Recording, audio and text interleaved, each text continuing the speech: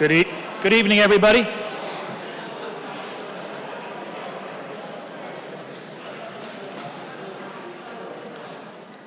If I can get everyone to either sit down, grab a seat, we can start things off here.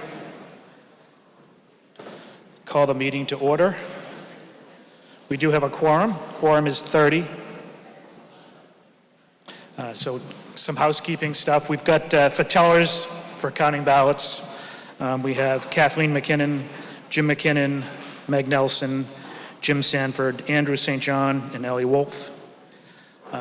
So they'll help me out counting if I have problems with counting. If we could all stand for the Pledge of Allegiance. I pledge allegiance to the flag of the United States of America and to the republic for which it stands, one nation, under God, indivisible, with liberty and justice for all. If you could stay standing, please, for a second. I just want to remember some individuals that have passed since the last meeting. We have Effie Andrews, Barry Ewing, and Elizabeth Fry. If we could take a moment.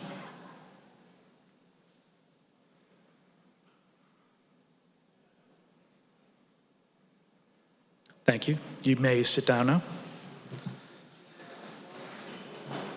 I'd also take a minute to recognize some individuals that are not running for offices that they've held for the last period of time. We have Robert Bradley, who was a constable. We have Beth Carnes, who was the Board of Library Trustees. Gregory Cooper was Essex Housing Authority, and Sarah Wolf, Regional School Committee. If someone wants to make a motion, thank you.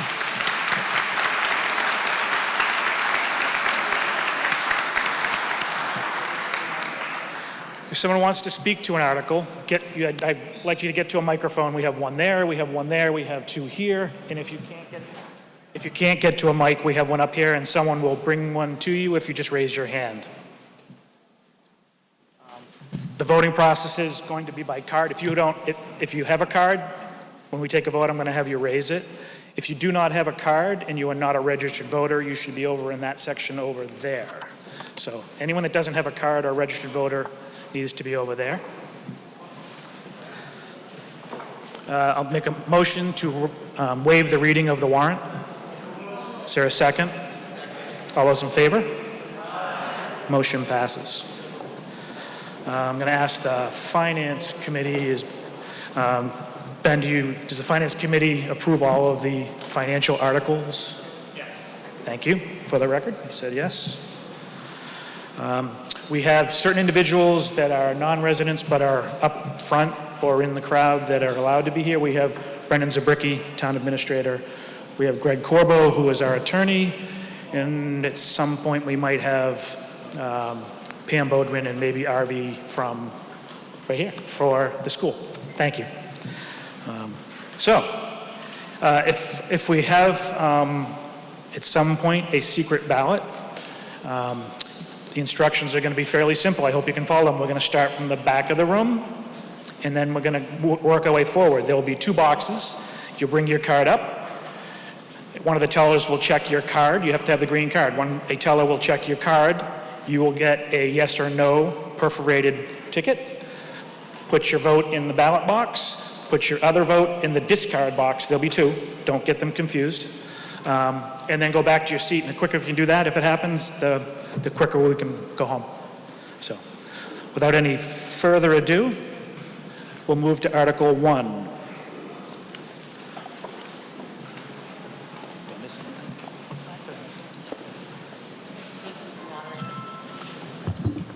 Can you hear me? Thank you. Yes. Thank you, Mr. Moderator. Article 1, I, Ruth R. Perrine, move that the town authorize the Board of Selectmen to appoint a surveyor of bark and lumber. Is there a second? Any discussion? No discussion. All those in favor of Article 1, please raise your card. I'll wait till you get them out of your pockets. Thank you. Anyone opposed, raise your card. Motion passes. Article 2.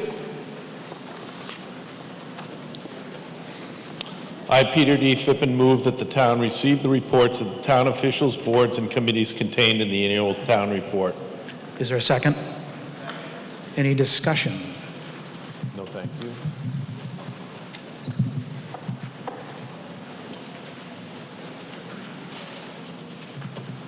Okay, all those in favor of Article 2, raise your card.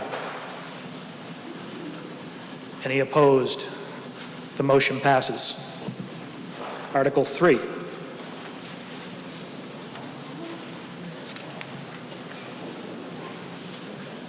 I, Guy Bradford, move that the town vote to approve the wage and salary scale for fiscal year 2023 in accordance with the recommendations of the Personnel Board report. Is there a second? Discussion.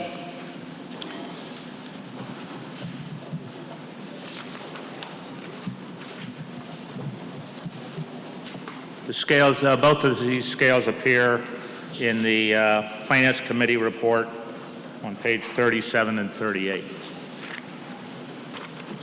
Any further discussion? All those in favor of Article 3, raise your card. Any opposed? Motion passes. Article 4. I, Guy Bradford, move that the town fix the salary and compensation of each of the elected officials of the town as required by Massachusetts General Law, Chapter 41, Section 108, as amended for fiscal year 2023 in accordance with the recommendations of the Personnel Board report. Is there a second? Discussion? Again, the listing appears on page, I believe, 38 of the Finance Committee report. Any further discussion? Seeing none. All those in favor of Article 4, raise your card. Any opposed? Motion passes. Article 5. I, Ruth R. Perrine, move that the town vote to transfer from the Town Septic Betterment Fund the sum of $25,456 for the purpose of making necessary payments to the Massachusetts Clean Water Trust during fiscal year 2023 in accordance with the terms of repayment for Community Septic Management Program loan funds. Is there a second? Discussion?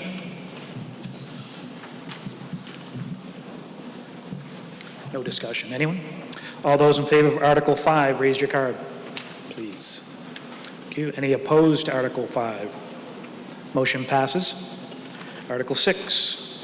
I, Ruth R. Perrine, move that the town vote to raise and appropriate the sum of $22,494 to fund the first year and to implement a collective bargaining agreement between the town and the Essex Police Association, Massachusetts Coalition of Police, Local 270, International Union of Police Association, AFL-CIO.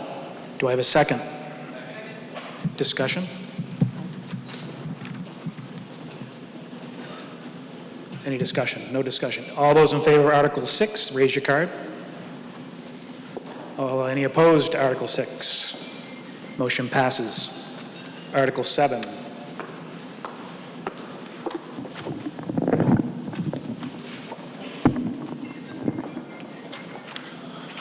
I, Benjamin Buttrick, move that the town vote to appropriate the sum of $8,915,100 as follows. A, raise by taxation the sum of $2,255,292 for debt repayment, principal and interest. B, to transfer from the cemetery sale of lots fund the sum of $5,200 to the cemetery budget.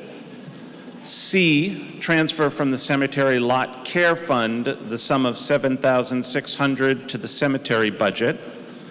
D, transfer from the town technology fund the sum of $9,520 to the town IT budget.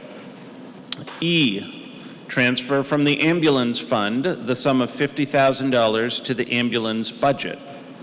F, transfer from the street lighting fund the sum of $3,000 to the street lighting maintenance and repair budget. G, transfer from free cash the sum of $72,030 to the health insurance budget. And H, to raise by taxation the sum of $6,512,458 to be allocated between the salaries and expenses of the town according to the remaining budget items as indicated in the Finance Committee report, and to authorize the Finance Committee to permit budget line item transfers within a department from salary lines to salary lines and from expense lines to expense lines. Is there a second? Discussion. Okay, so this is the main financial article for funding the town's general budget. Details are outlined in the Finance Committee report. The town's general budget is increasing by 2.73%. Most of the budget is covered by taxation, though there's a portion that gets funded by different reserve funds, which are set up for specific purposes, which I think are self-explanatory. The one thing I did want to just mention, because this is a little bit different, the total operating budget for the town, we had a gap of about $200,000. That was covered by free cash, which is not unusual. What we did was we allocated pro rata by weighting of the annual increase along the major budget items. So the result was the general budget, which I just read, is $72,030. The Manchester Essex Regional School District was $115,874, which we'll talk about later, and the VOC was $12,096. So that adds up to $200K. So I just wanted to explain that. Any further discussion? Seeing none. All those in favor of Article 7, raise your card, please. Any opposed? Motion passes. Article 8.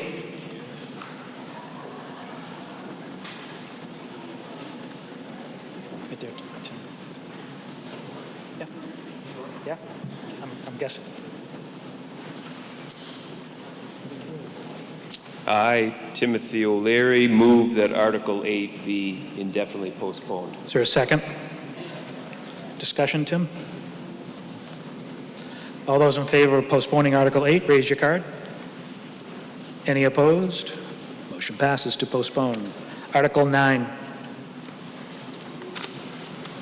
Article 9, I, Timothy O'Leary, move that the town vote to appropriate the sum of $2,187,056 for the sewer fiscal year 2023 enterprise fund budget as follows.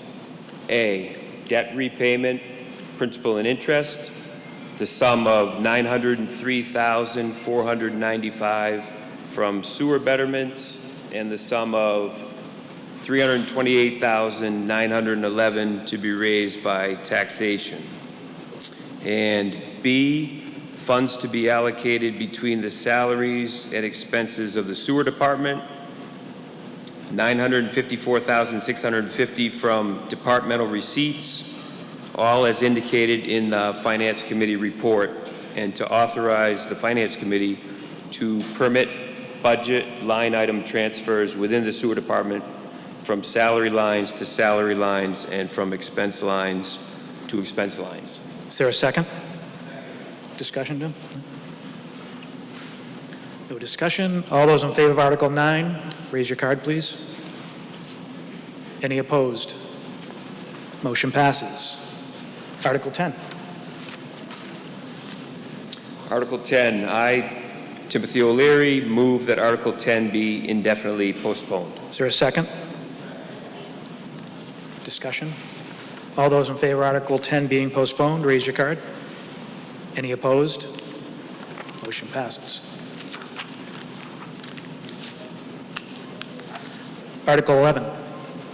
Article 11, I, Timothy O'Leary, move that the town vote to appropriate the sum of $816,285 for the fiscal year 2023 Water Enterprise Fund budget as follows. A, debt repayment, principal and interest, the sum of $12,159 from water betterments, and the sum of $10,970 from departmental receipts. And B, funds to be allocated between the salaries and expenses of the water department. $793,156 from departmental receipts, all as indicated in the Finance Committee report, and to authorize the Finance Committee to permit budget line item transfers within the water department from salary lines to salary lines and from expense lines to expense lines. Is there a second? Discussion? All those in favor of Article 11, raise your card, please. Any opposed? Motion passes. Article 12.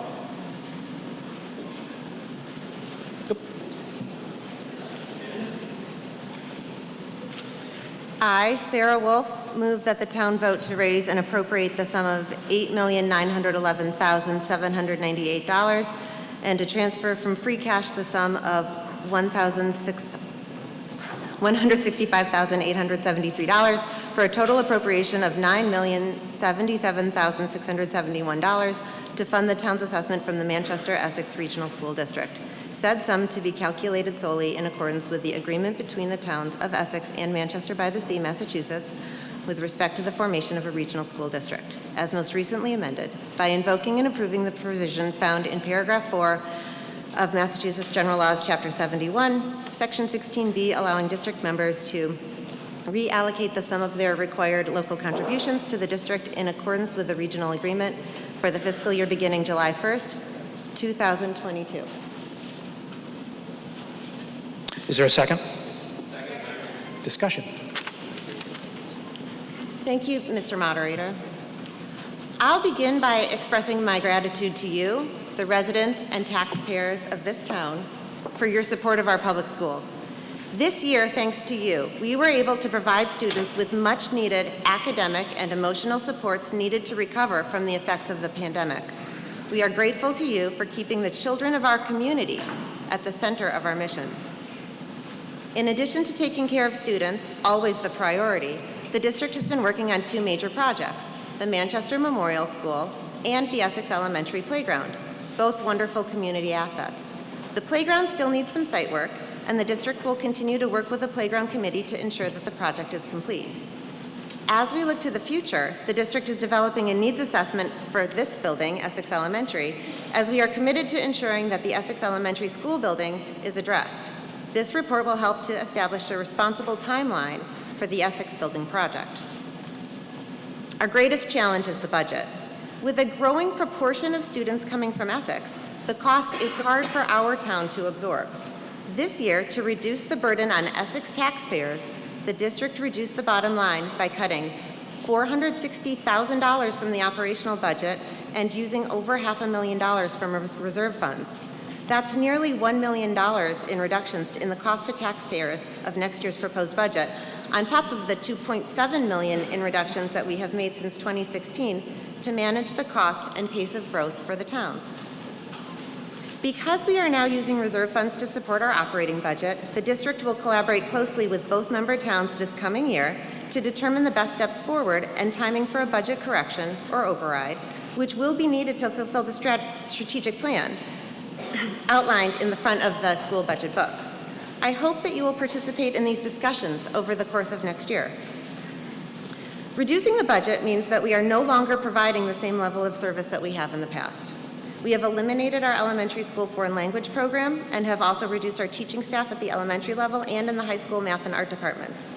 Because we are using reserve funds to support day-to-day operations, the district has also delayed much-needed capital investments, including replacement of our athletic fields.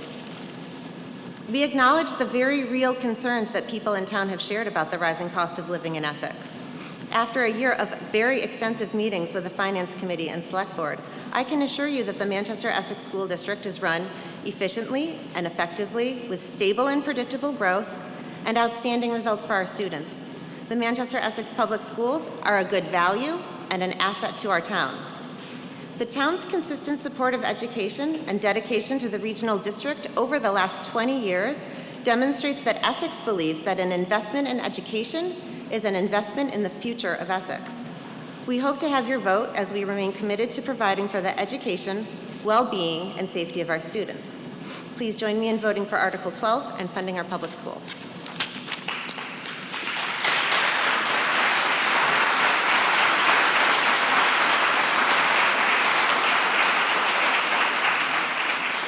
Further discussion before we start, Ben. If anyone wants to speak to an article, any article, I'd appreciate it if you would get to a mic ahead of time, not wait and then get up. So if you're going to speak to an article, I'd appreciate if you would get to a mic intending to speak, if you could do that ahead of time.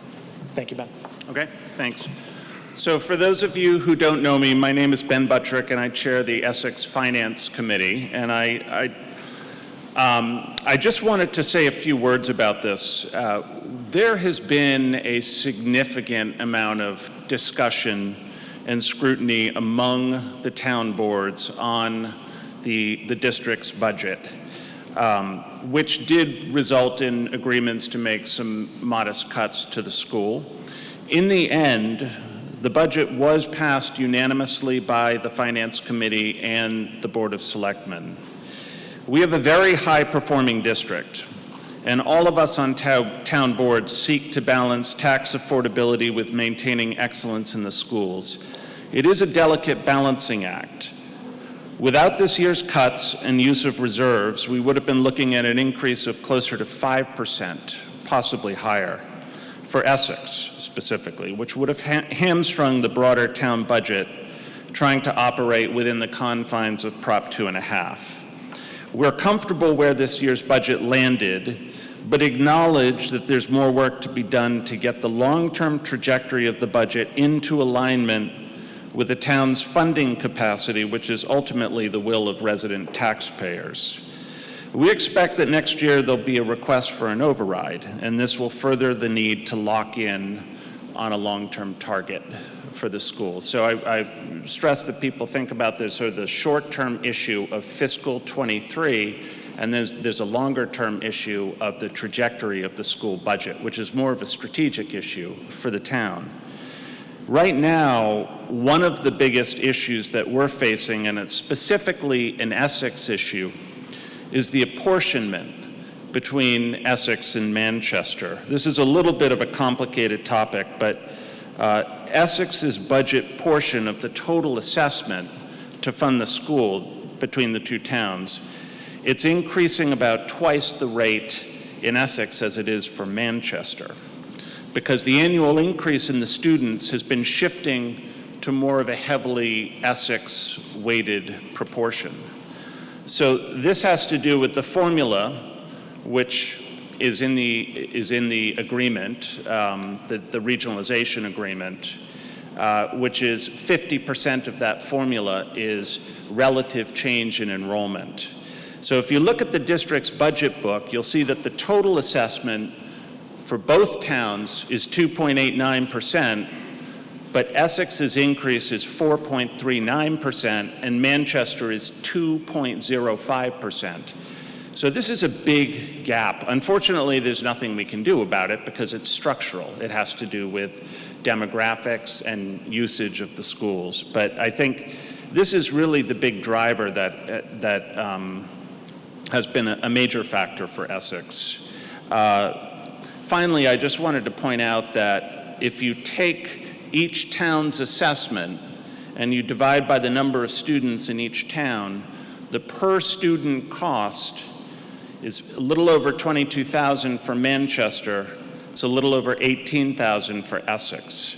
So we're getting a good deal in terms of the overall cost allocation between the two towns. And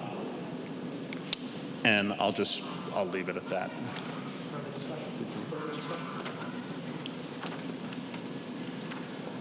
My name is Guy Bradford, and I live at 22 Main Street. I am speaking on behalf of the Board of Selectmen who strongly support the passage of the 2022-23 Manchester-Essex Regional School District budget, which is before you now. This budget was developed through a year-long process of discussion, negotiation, and collaboration among members of the town's finance committees, school committees, boards of selectmen, and the school administration. We believe this budget fairly reflects the best efforts of all involved to maintain costs while still providing the highest level educational experience for our children. A driving force in the formulation of the school budget has been the preservation of level services. That is, the school strives to maintain a level of educational services, both in terms of core academic curriculum offerings as well as the maintenance of appropriate class sizes that had been provided to our students in the past.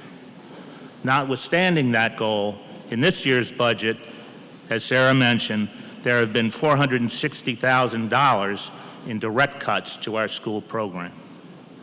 Unfortunately, there are critical issues facing us which make it extremely difficult to maintain costs while providing level services. As Chairman Buttrick mentioned, one is the negative impact of the changing ratio of enrollment between the two towns, which has on the apportionment of total costs. Another is the fact that so many increasing costs in the budget, costs such as healthcare costs, transportation costs, out-of-district special education costs, and salary costs, are either mandated or otherwise outside of our ability to control. Wherever possible, the district has attempted to mitigate these rising costs. One area, as Chairman Buttrick also mentioned, is the development of a strong program to internalize special education services. Not only is providing these services within the district far more efficient and cost-effective, but perhaps even more important, it is a far better educational experience for our students than the alternative of providing these services out of district. Another area where the school has mitigated increased costs to the town is with the school choice program. This program, where students from outside the districts pay an additional stipend to be enrolled, represents a pure revenue stream to the district. This year, it's approximately $350,000. It is run without, and I emphasize without, adding any additional costs, and consequently represents a true $350,000 net reduction in this year's school assessments to the towns. Finally, this and previous school budgets have been funded in part through utilization of the town's free cash and the school's reserve accounts. Minimizing the use of these reserves is critically important for two reasons. First, it preserves the outstanding credit rating of the towns and the district, making it possible for us to incur future debt at the lowest possible rates. And second, by reducing the requirement to replenish reserves in the future, it puts us in a stronger position to mitigate the long-term effect of the school budget on the town's finances. For all these reasons, the Board of Selectmen, again, unanimously urge the passage of this year's school budget. Thank you. Gosh, I think Annie was next, and I'll go down that one. Go ahead. Pickering.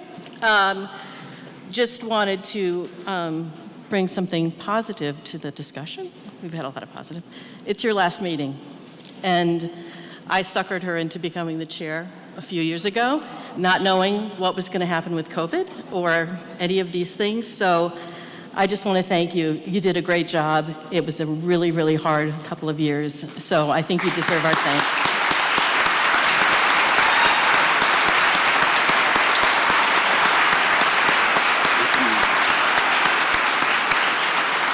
And I owe you a sweatshirt. And just in terms of, you've heard enough about the budget, I will just tell you that I support the budget, as many people here do. We had more student users, and so our bill is higher, and we should pay our bill. So that is what I will say about school.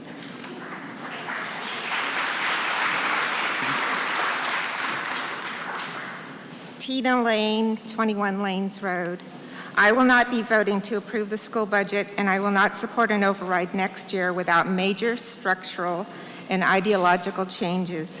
I am concerned about the trend of the district to rely on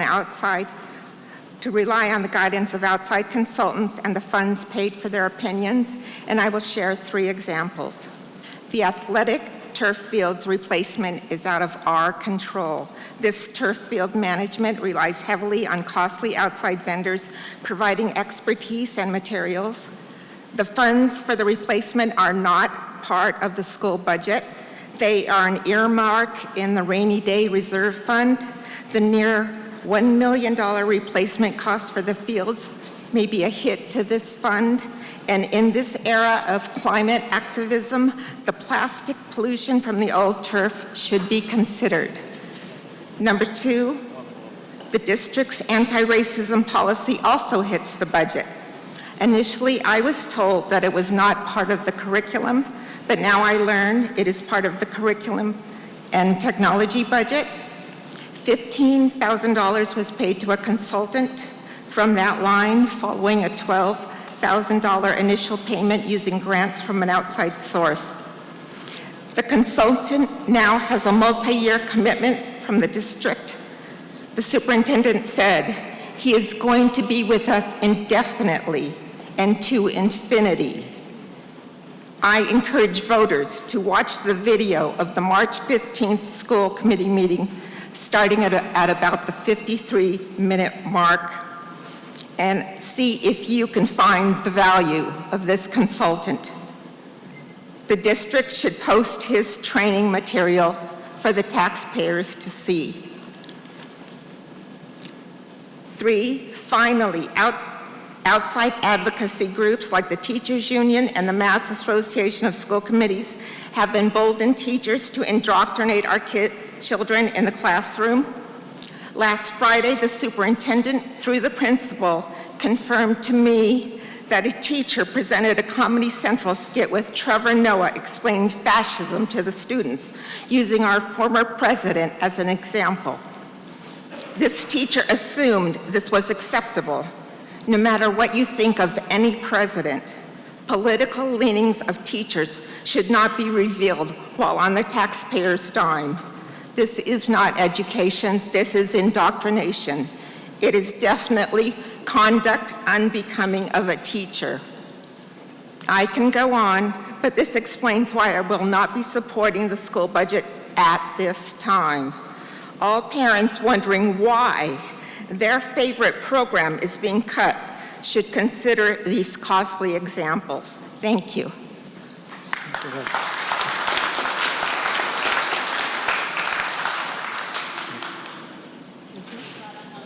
8 Dodge Street School Committee. I'd like to provide some more context regarding where our curriculum comes from and who determines the curricular standards for our district. As a public school district, we do not select the specific curricular standards that we address in the classroom. Curricular frameworks are set by the state. We are required to teach these frameworks. One of the guiding principles dictated by the state's history and social science frameworks is, and this is a quote, "An effective history and social science education incorporates diverse perspectives and acknowledges that perceptions of events are affected by race, ethnicity, culture, religion, education, gender identity, sexual orientation, disability, and personal experience." This concept is woven into state-level curricular standards at varying levels in an age-appropriate way for each grade level in our district. In addition, in the summer of 2020, our district, along with countless others in the state, signed the Massachusetts Association of School Committees Anti-Racism Resolution. This resolution was signed with the support of over 300 community members. It defines our commitment to this important issue, including our responsibility to provide annual professional development in DEI to all district staff and school committee members. This work is also supported by our student-led high school group, SCAR, the Student Coalition Against Racism. In addition, the resolution is aligned with our district's strategic plan, which specifically identifies equity as a core value. This plan elaborates that we believe our schools must strive to create a just and equitable environment that respects individual differences and the diversity of our communities, country, and world. This plan, along with our vision of the graduate, was developed over an extended period with significant community input gathered at each step along the way. Notably, we did not receive significant community input in opposition to these values. In fact, we received overwhelming support. Our district's DEI work is getting started, and I am proud to be part of a district committed to these values.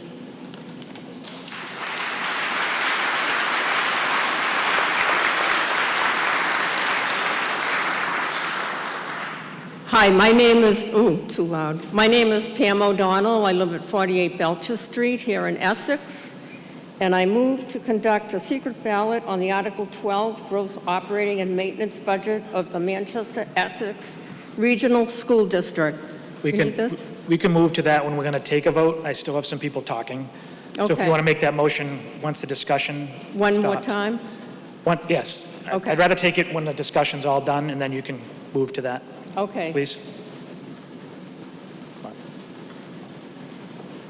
Mark Renzi, 86 Southern Avenue. I just want to thank Avi and Pam this year. I think they made a tremendous effort to be collaborative with the Finance Committee in Essex, to go through an extensive amount of analysis that was done. I think the most important thing was to provide a tremendous amount of detail and finance and analysis on the budget, and then benchmarking that budget. And I think the task that was asked by the Finance Committee and brought to the school district was to analyze different options for cutting costs. And I think, this year is a very good reflection on the collaboration that we work together between the school committee and the administration of the school, and that I really appreciate that personally.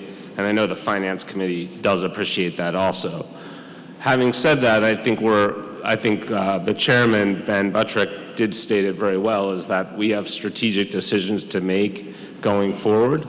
But this year, there was a lot of collaboration. I recommend that everyone who has questions about benchmarking and analytics in an objective point of view, especially from the Finance Committee, we have minutes and a long presentation that presents it in an objective way, and we think it's important for you to review that. But we just wanted to make sure I got up and said thank you.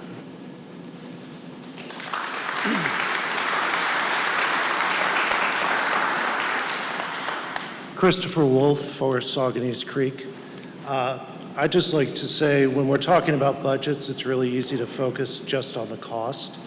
And we pay average salaries. Our cost per student is pretty average. And we were recently rated the best school on the North Shore, 23rd in the state, and that puts us somewhere in the top 2% in the country. So I think we're getting tremendous value for our money, and I want to thank the school for their work.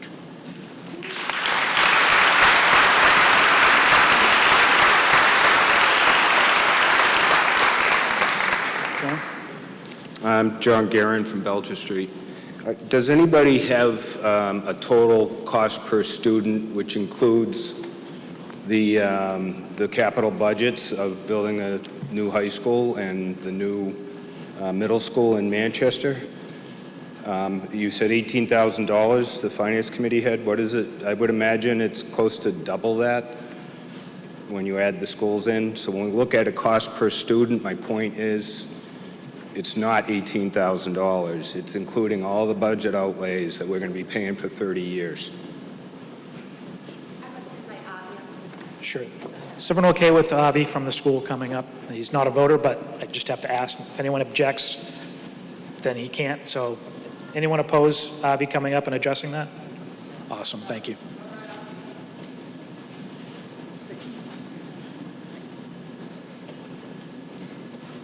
Hi, good evening, everybody. So there is a capital budget charge that is here every year as part of the repayment of the debt service for the middle school, high school, and now a portion for the elementary school in Manchester. And the amount charged to Essex in this budget is $1,483,000. So that compares to the operating number from which that 18,000 was generated. The operating number is 9 million. So I don't think it would be double. It's about 1 out of 9. It's probably about 15% on top. So it wouldn't be 100% on top. It would be about 15% on top. Any other discussion? I don't see anyone. So Pam, I'll get back to Pam. Hi, I'm Pam O'Donnell. I live at 48 Belcher Street here in Essex. And I move to conduct a secret ballot on the Article 12 gross operating and maintenance budget of the Manchester Essex Regional School District. Do you need this? Is there a second to that? So this requires 20% of the current voters in the room. I believe 20%. So it's going to be 49? We'll need 49 people to stand up and approve this motion to have a secret ballot. So all those in favor of a secret ballot, please hold up your card. 1, 2, 3. Why don't we have the tellers? I have to, if it's 49, 1, 2, 3, 5, 6, 7, 8, 9, 10, 17, 18, 19, 20, 22, I'm going to need the tellers. So I started when so the secret ballot is, right now we're asking for a secret ballot. I need 49 people. The tellers, leave your card up if you want a secret ballot. At this point, I need 20% of those in here to vote. That's 49. The tellers are going to take care of that.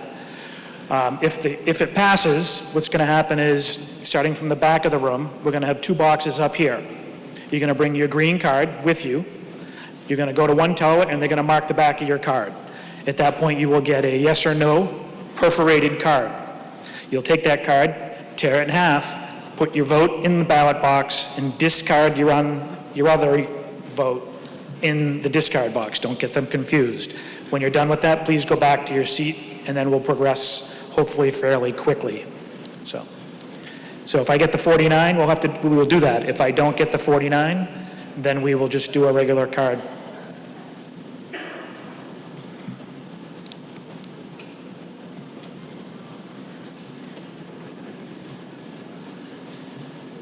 What's your number? 14?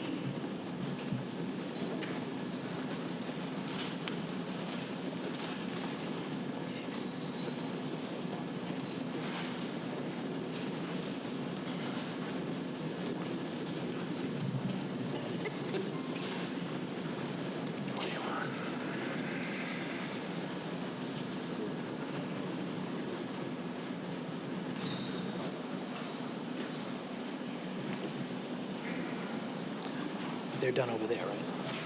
They're done over there, they're done over there. So you can put your cards down on that section, On that over there, section. and in that section. Just leave them up in the middle. And in the back row. Right. That's good. Very close. Within 1 or 2.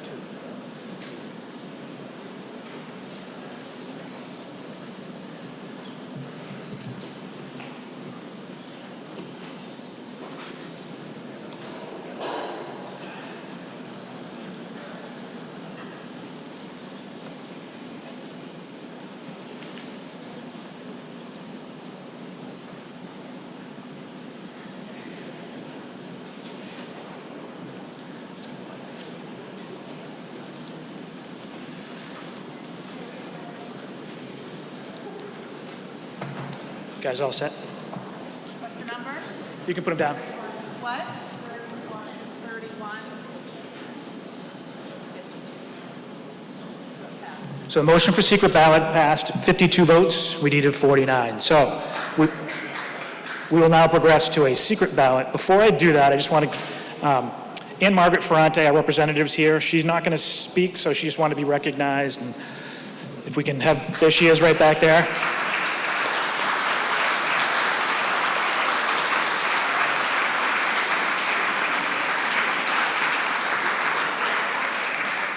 So we'll let the tellers get set up with the ballot boxes. Please stay in your seats, because once they're set up, we're going to start at the back of the room, and you can line up to come to the front. As that line goes down, fill in from the back of the room. Don't jump in the middle, so we can kind of do this in an orderly fashion.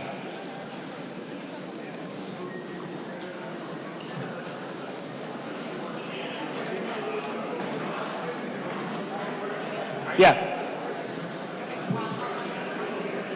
There's already a motion. We're taking a vote. I can't. Your point of order, you're out of order because we haven't voted on the article yet. We voted on to take a secret ballot. Are you saying there's no point of order to reconsider that? And then you go to the main motion, which we're in right now. Thank you.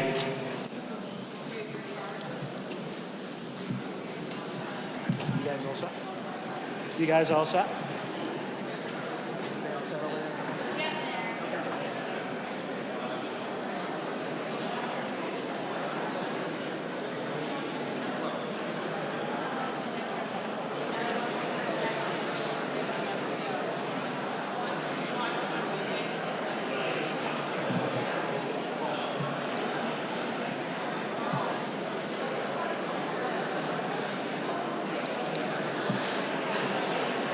You have pens?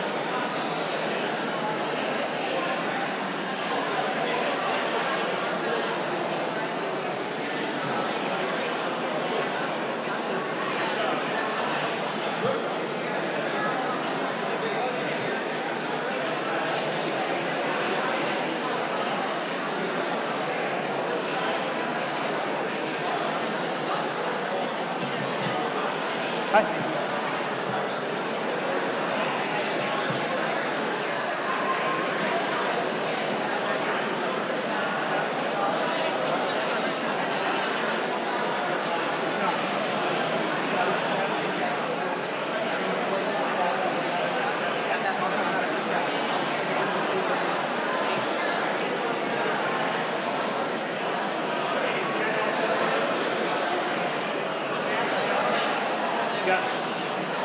Okay, everybody, can I have your attention? Starting from the back of the room, please proceed to the front with your card.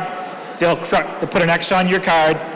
Grab your ballot, tear your ballot, make your vote, throw the one you don't want in the trash.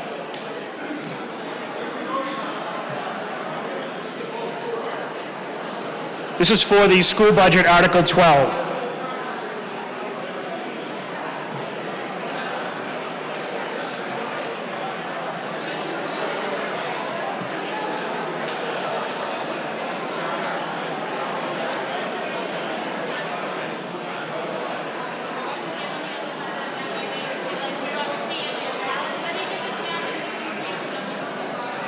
Please keep your green cards. You'll need them to vote.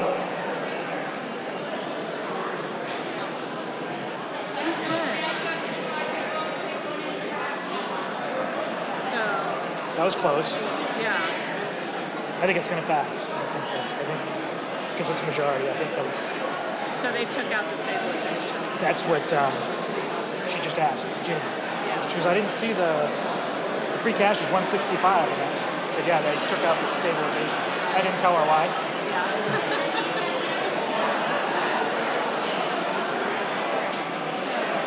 So are you calling them by section, or are you? I said from the back, so that's kind of the best I can do.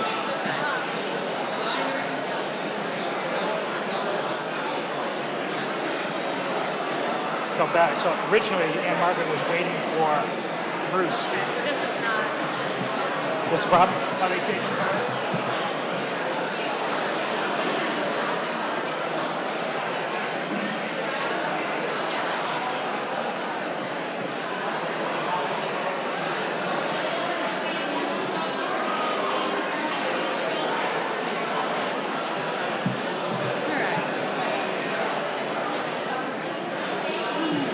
And then we just have to wait.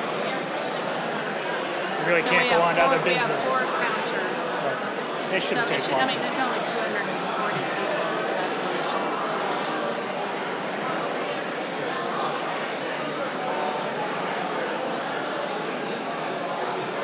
Of course, I'm going to get people milling I around. forgot to do the ballots are empty. No one's going to question you.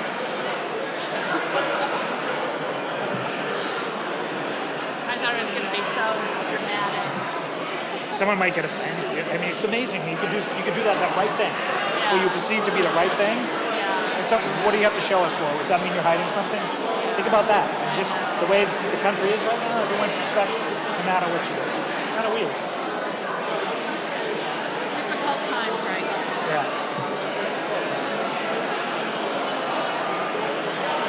There's a lot of, it's interesting. There's a lot of younger folks here. I just don't know if they're here to vote.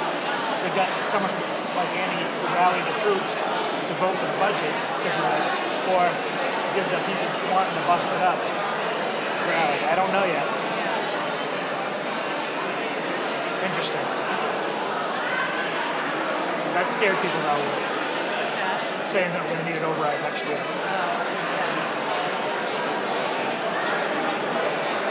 That's scary. I may not be here. Really? You got a plan? Don't say anything. No, you got a plan? Retire? Are you gonna move? Are you going away? It's not another job, is it? No. No, Okay. I'm going to retire. Oh, good. It's just a question of before or after the town election. Okay.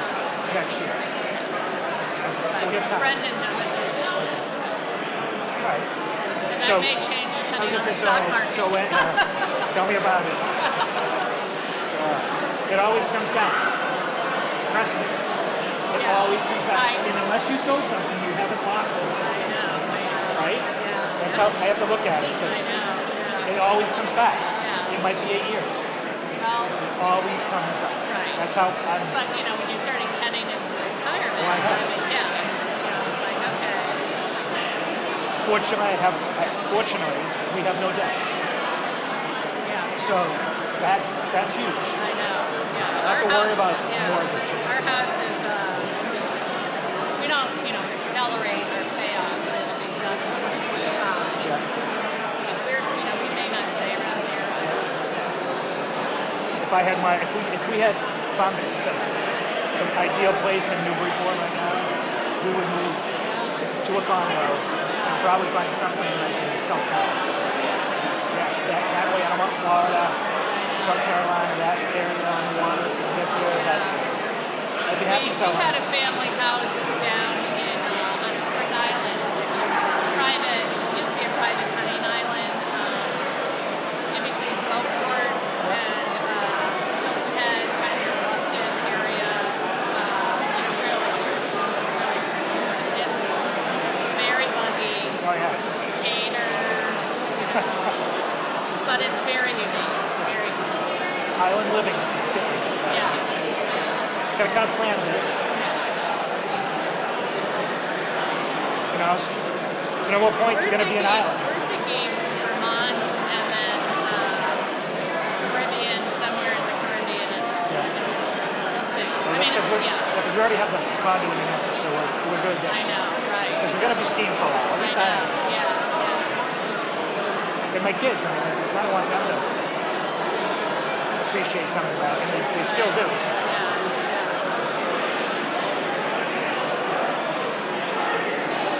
So, you know, their pal Amy Fraser is getting married. Oh, yeah.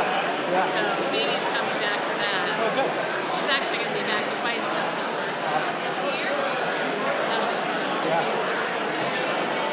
People are clear. Generally, they're clear, yeah. Charlie Story, you never see him at the meetings. I don't know where he's at. He might be one of the older timers that doesn't want to pay for school anymore. Is that with Charlie Story? There is that now wave of people that have been here long enough that don't, their kids are out, which to me just kind of makes me angry sometimes. If you live somewhere, people say, I don't want to pay for a school. Well, if you live somewhere long enough, I guarantee you will pay for a school. Right? You're gonna. If you live there long enough, you might have to pay for two. I don't know if he's explaining it very well. People seem confused. Do you want to go listen to him?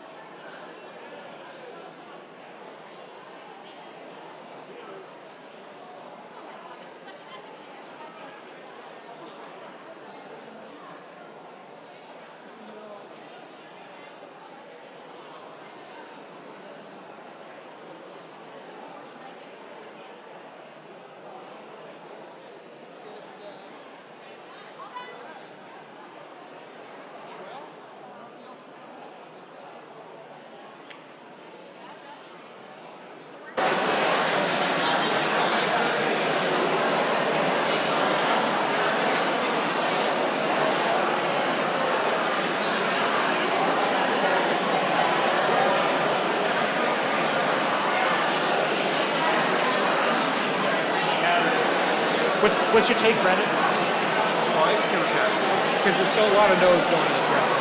But so Andy's going to come out and move reconsideration. Not until after they make the count. Right. But I think they're going to reconsider either way. well, honestly. yeah. But reconsideration.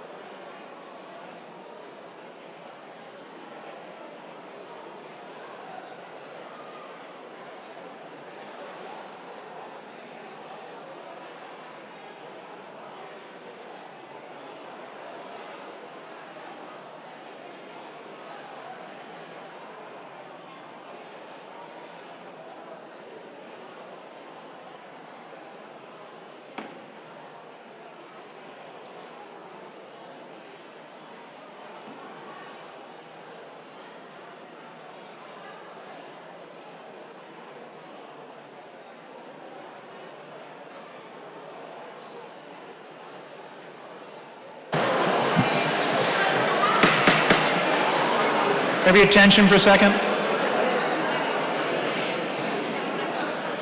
So the ballots are now in the library. You are able to go watch if you want to watch, but they're going to count those. It'll take a few minutes. When they come back, we'll have the results. So hang tight. Anyone know any jokes? Come on up.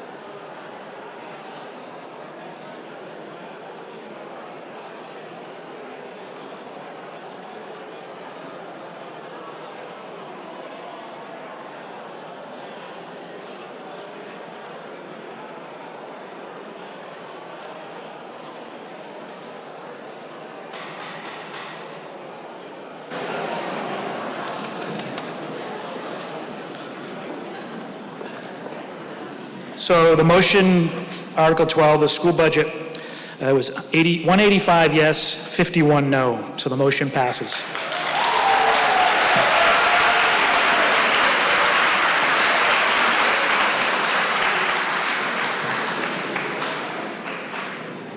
I, Ann Cameron, move to reconsider Article 12. Is there a second? Discussion?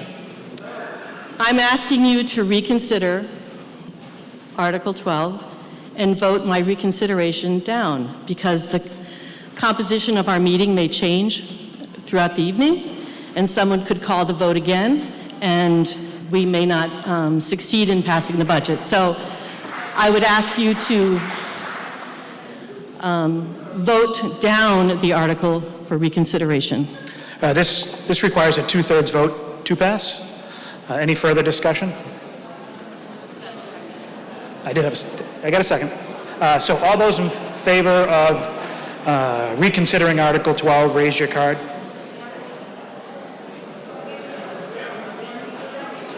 Reconsidering Article 12.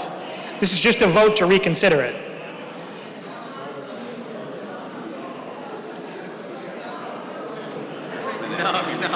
A point of order, just, I don't know the answer to this, and I should never ask a question I don't know the answer to, but isn't this required to be on the ballot in the order, or are you agreeing to allow this question to be taken out of order? This can come out anytime during a meeting, and you can reconsider any article once in the same day. It doesn't have to be done at the end of the meeting? No, it can be done anytime. Okay. That's why I didn't ask. So this is just a vote if you want to reconsider going back to Article 12. So, and it requires a 2/3 vote. So all those in favor, I've already called for a vote. Excuse me? Some clarification. Is this a point of order? Point of order, yes. Okay.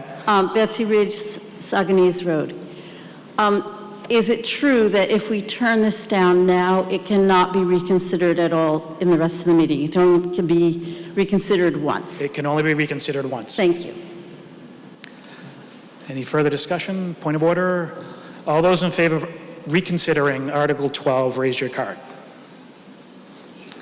All those opposed? The motion to reconsider fails. Article 12 will stay. By 2/3, majority. Article 13.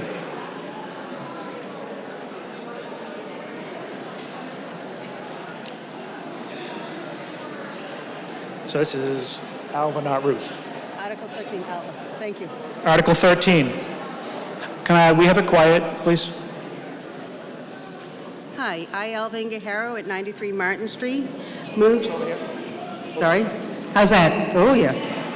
I, Alvin Guerrero, move that the town vote to raise or appropriate the sum of $245,844 and to transfer from free cash the sum of $12,096 for a total appropriation of $257,940 to pay the town's share of the operating and capital costs of the Essex North Shore Agricultural Technical School District for the fiscal year July 1, 2022. Second. Discussion?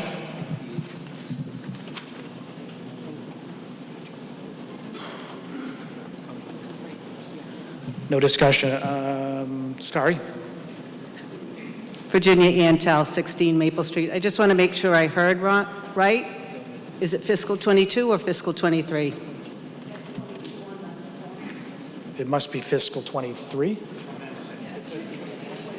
Commencing? Okay, so it commences July 2022, fiscal year. Yes. Any other discussion? Seeing no one, all those in favor of Article 13, raise your card. And those that are opposed, motion passes. Article 14.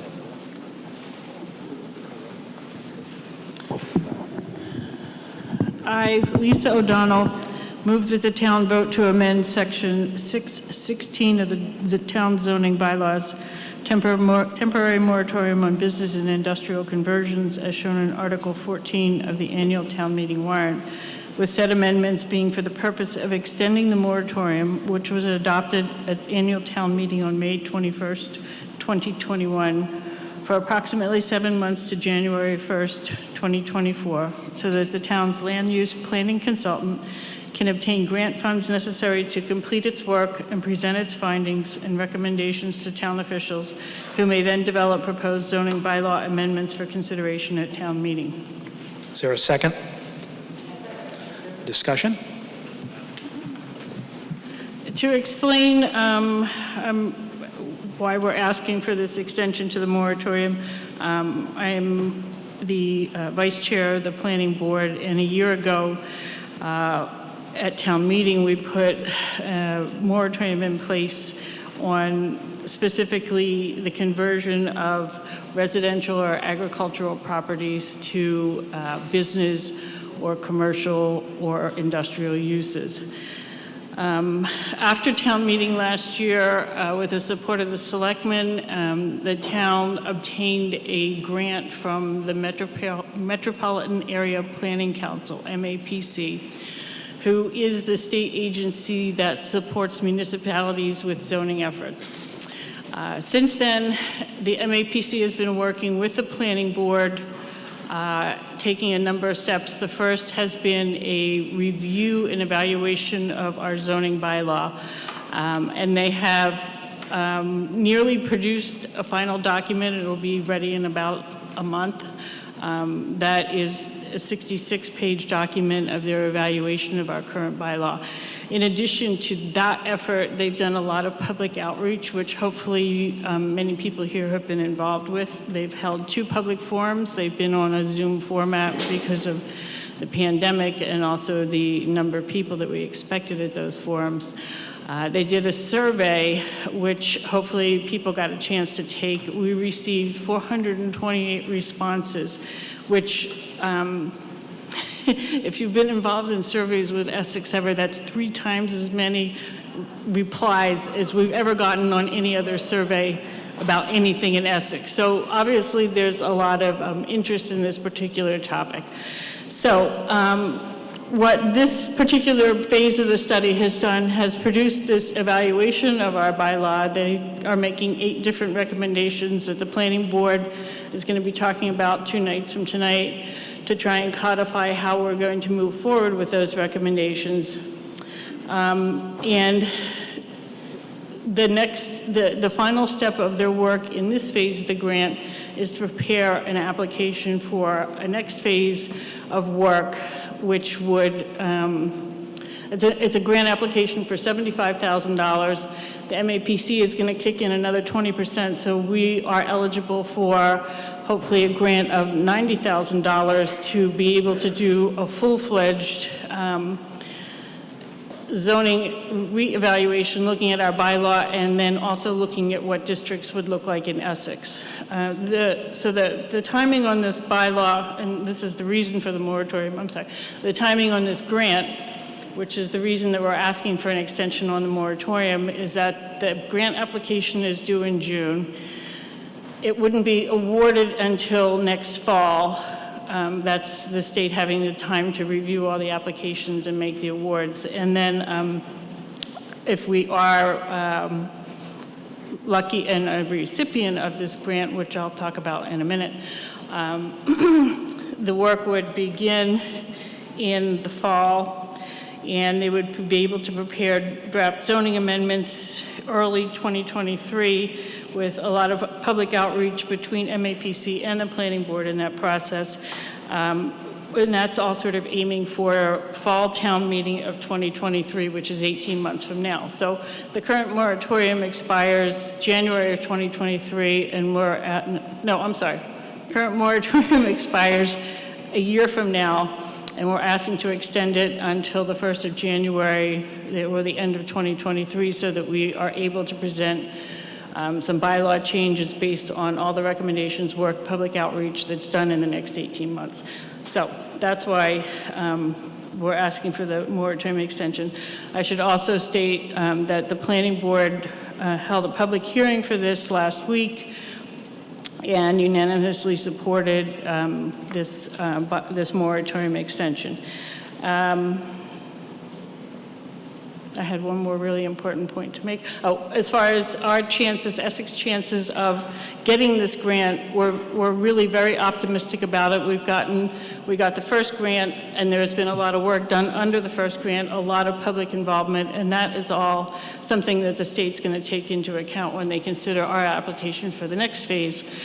In addition, our town is the only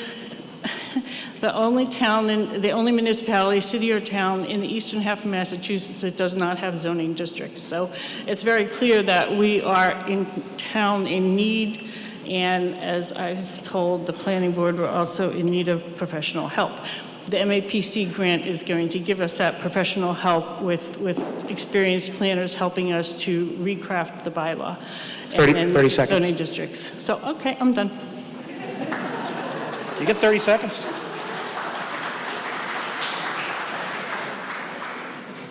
Hi, I'm Brett Prince, 7 Essex Reach Road, running for planning board. And while there's not much more that I could say that Lisa didn't just say about the moratorium, I think it's important to note that we are at a crucial time in our land development and our opportunity to voice our opinion on how the town should evolve and progress and how we can protect our property while we plan for appropriate growth in the future. So the moratorium allows us the time and allows a motivated planning board to finalize the work from MAPC, listen to the needs of the town, and implement some smart zoning that's going to allow us to progress into the future. So I'm in favor of extending the moratorium.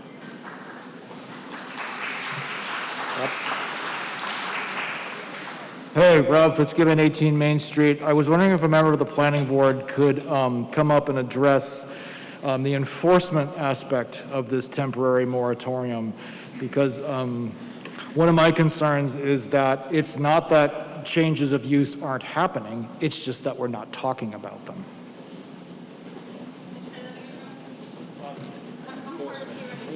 Sorry, enforcement aspect. Enforcement of our bylaw is a hot topic. And it's also one of the recommendations that's going to surface in the recommendations that the MAPC is making. So it's a totally separate issue, and I don't mean to dismiss it or be rude about it, and I'm not trying to be. Enforcement is done by people who work for the town. So the planning board is elected, and after something goes across our desks and we've approved something, the planning board has no regulatory authority, no enforcement authority beyond that. So the enforcement of restrictions that may be put on a permit or a site plan approval or something like that need to be done by enforcement officers, which is the building inspector. And our building inspector is part-time, 5 hours a week. So this is clearly a lack that we acknowledge. MAPC is addressing it. It's going to be part of the conversation, but it's also not something that gets written into the bylaw. It's a separate creature. And unfortunately, in light of some of the other conversations tonight, what enforcement requires is more financing. So we will be, in the course of the conversation about the bylaw, looking at ways that we can increase fees to raise money for more enforcement. But it's somewhat of a separate issue, but it's something that it's on the radar, but it's on sort of a different track from actually rewriting the bylaws. But it's something that fees could be incorporated into certain permit processes that could help increase the pool of money that we have to pay for enforcement. So we don't have answers for it yet. We don't have answers for a lot of things, but that's why we have professional help. And Wes is going to say something. I was going to ask you a question. Further discussion? West Burnham, 22 County Road, also a planning board member. Rob alluded to the fact that conversions have been occurring during this period. I know of none. I do want to point out that the downtown district that was created last year was exempt from this moratorium of the change of use. But I know of no change of use that has occurred against the moratorium that's been in place for about a year.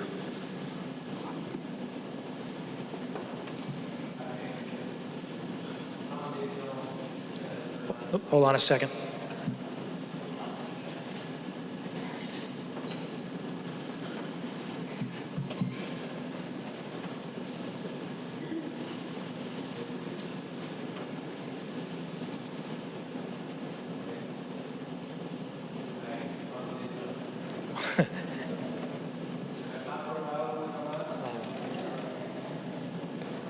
You're turning it. There we go. Great. Thanks. Tom Daniel, 27 Pond Street. I just want to thank the planning board for the leadership in moving this forward. I think it's been great. I was really excited to hear that you've had three times the participation in the survey than you've had before. Just want to encourage folks as this process continues to stay involved. I think it's really important. Super supportive of the moratorium and all of the work you're doing. So thank you. Any other discussion? Seeing none, all those in favor of Article 14, raise your card, please. And this is a 2/3. Any opposed? Passes by majority. 2/3 majority. Yes, I declare. Before we go to Article 15, sorry, Annie, you're going to get trumped by Senator Tarr. Bruce Tarr, I believe, is out there. I'd like to recognize him. Hi, Bruce. Welcome.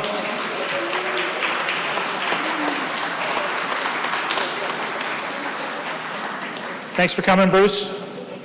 I'll give you a minute if you want to come up and talk.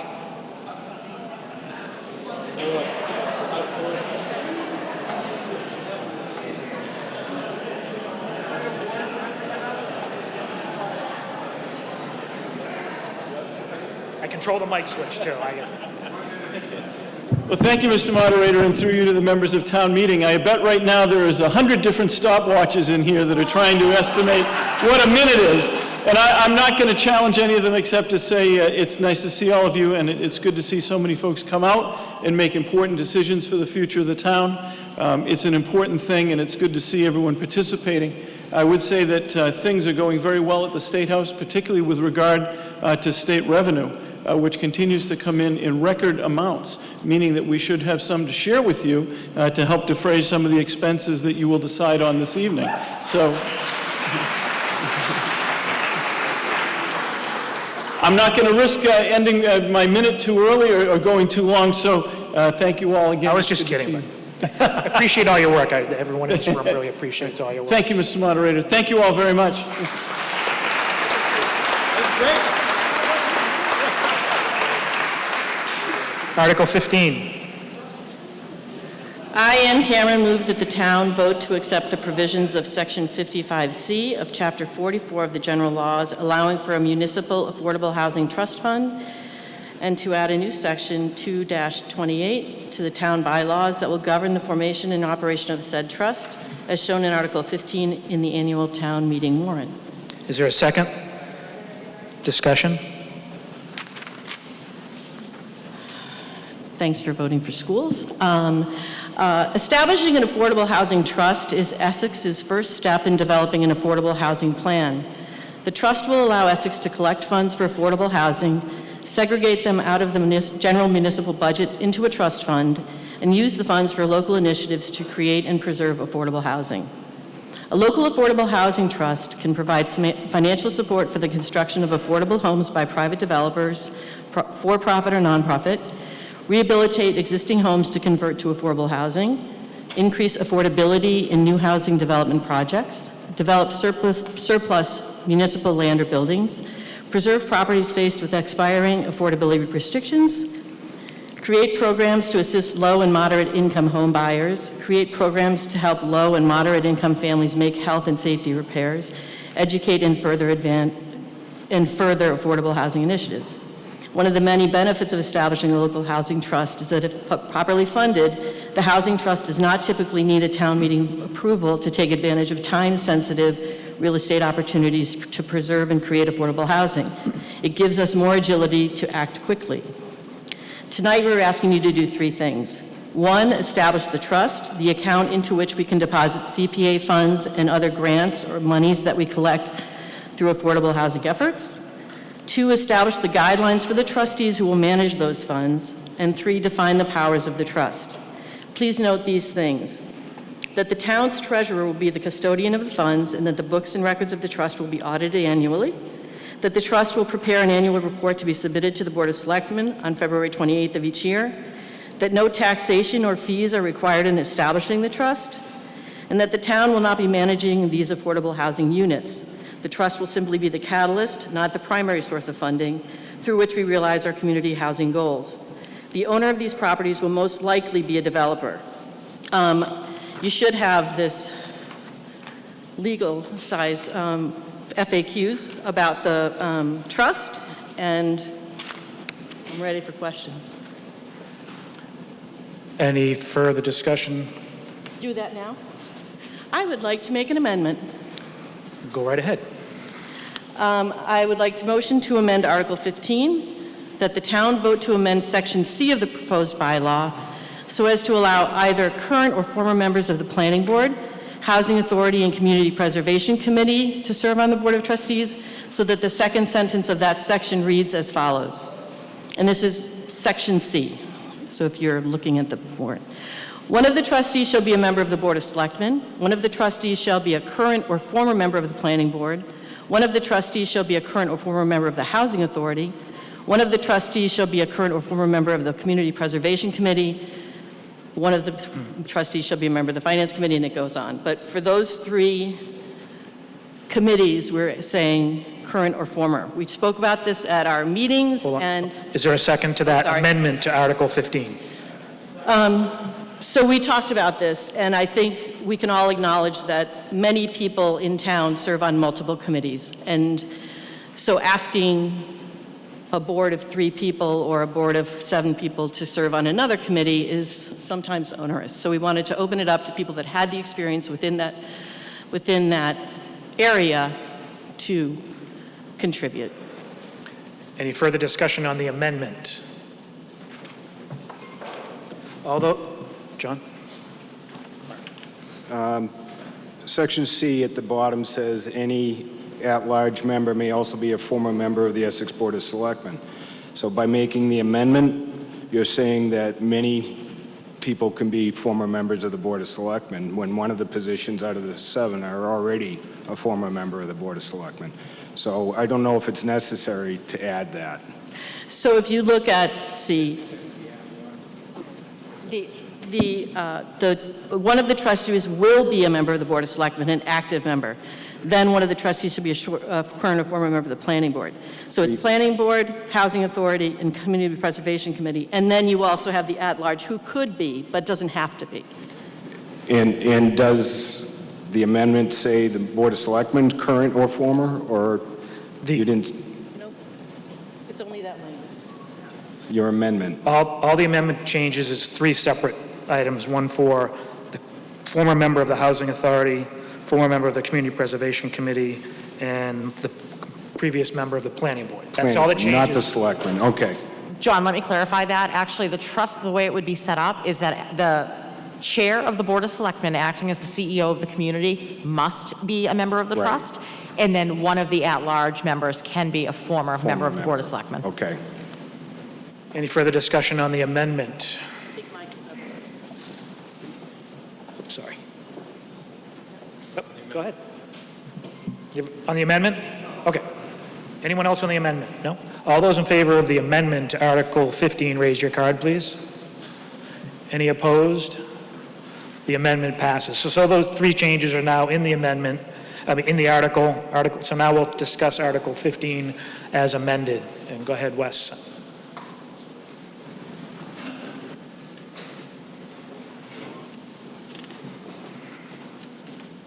Good evening. My name is Wes Burnham, 22 County Road, and I'm also a member of the Planning Board.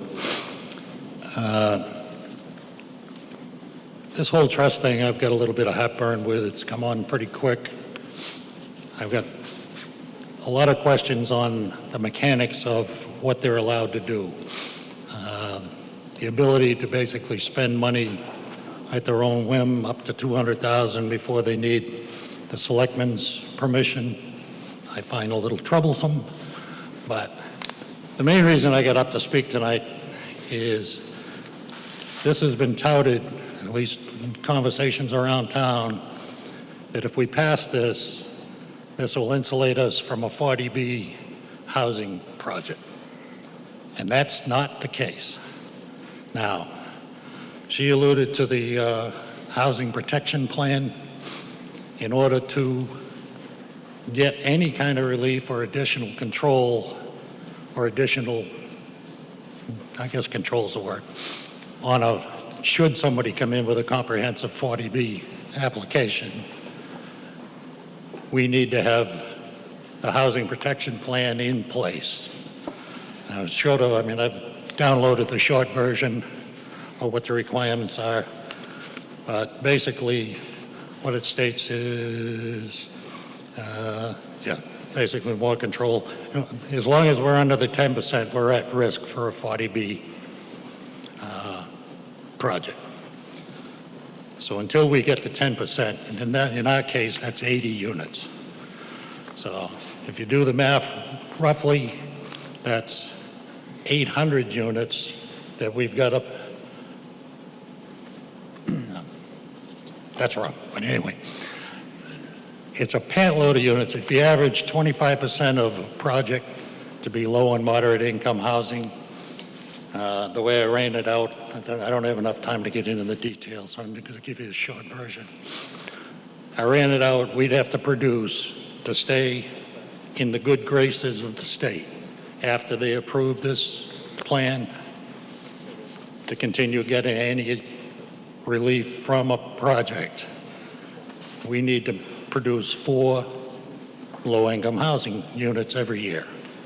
And they have to be documented and accepted by the state as low income to qualify. Now, roughly 25% of the developable projects, that means we've got to add 20 probably multifamily units to our housing stock somewhere in Essex every single year for roughly 20 years straight.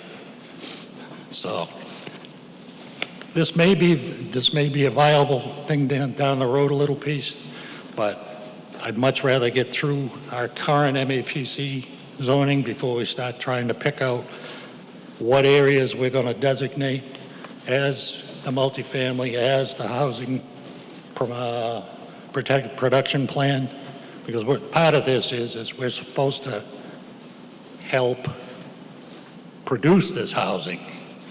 We don't have to pay for it necessarily, but that's what this is being set up for, is to give a fund of money so we can basically hand it over to a private developer, say, okay, go build some houses that we can claim to. And that's what I see right now. And I've got too many questions right now to go along with this. And I'm going to end it with, I move to indefinitely postpone action on Article 15. Still having people willing to talk about it, so before I postpone, I still have people discussing.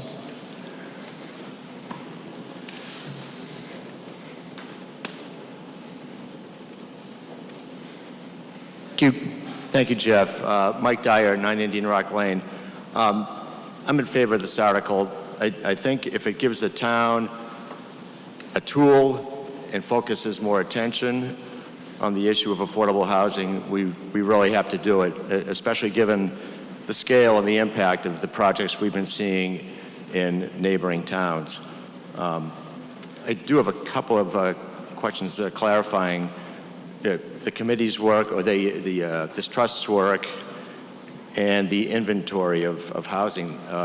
The first is it possible, and I think it is possible, that the housing trusts can put in motion town-owned and town-built affordable housing, as opposed to solely as provided by developers coming into town.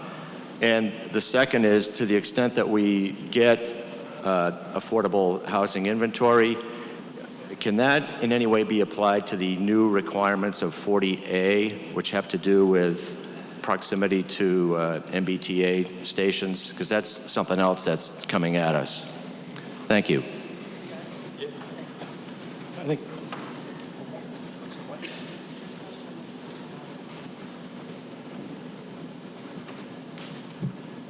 I'll ask. Mike, can you clarify the first question?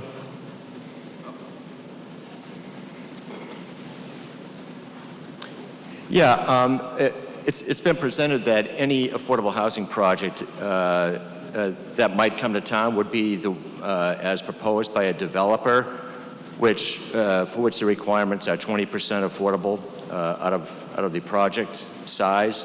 And I think what Wes is referring to is the fact that the math is really difficult. You're just kind of chasing a goal that keeps receding from you if you're only getting 20% out of new housing projects as affordable units.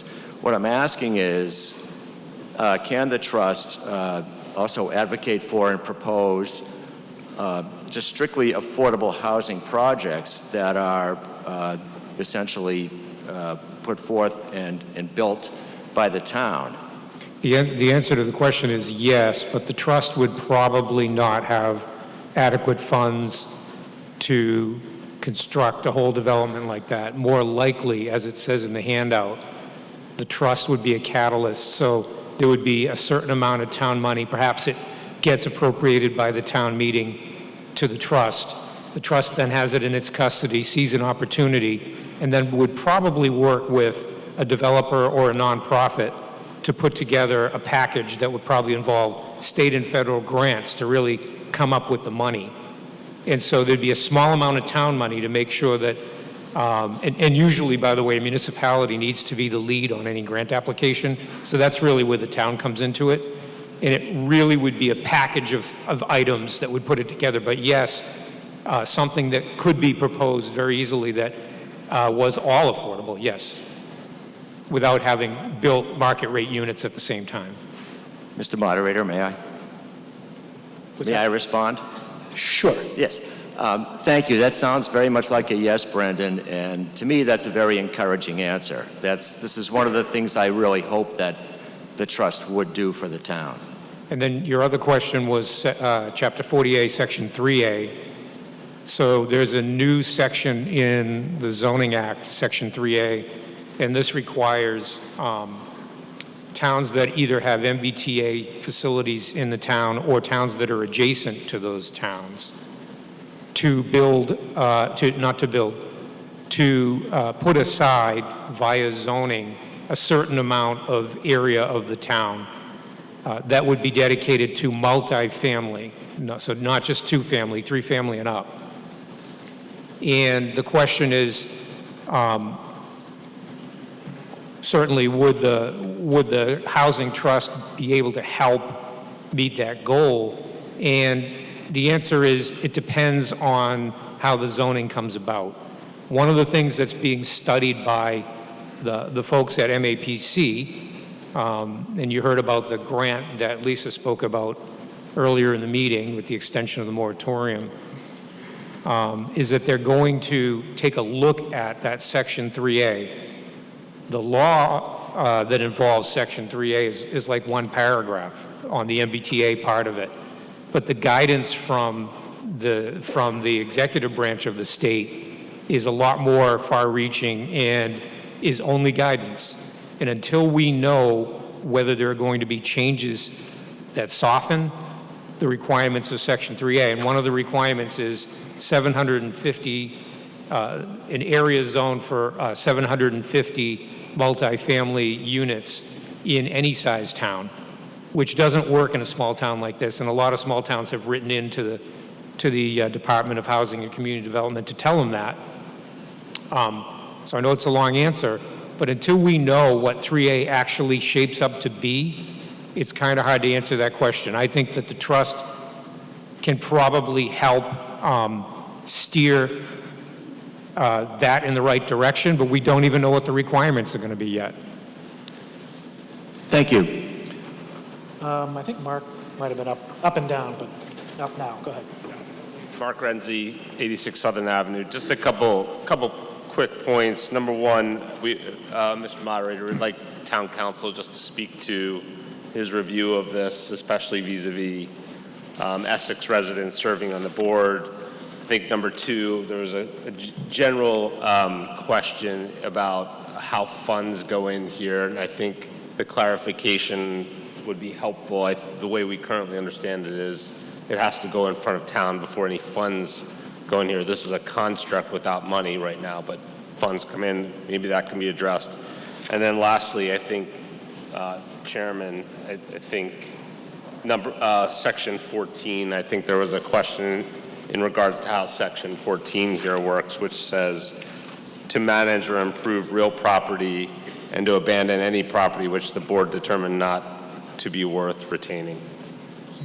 So, you want to clarify a question he has? I mean, I sort of agree with Wes that the mechanics of this are sort of tricky to understand, but basically my question is if certain buildings are designated as low and moderate income dwellings, and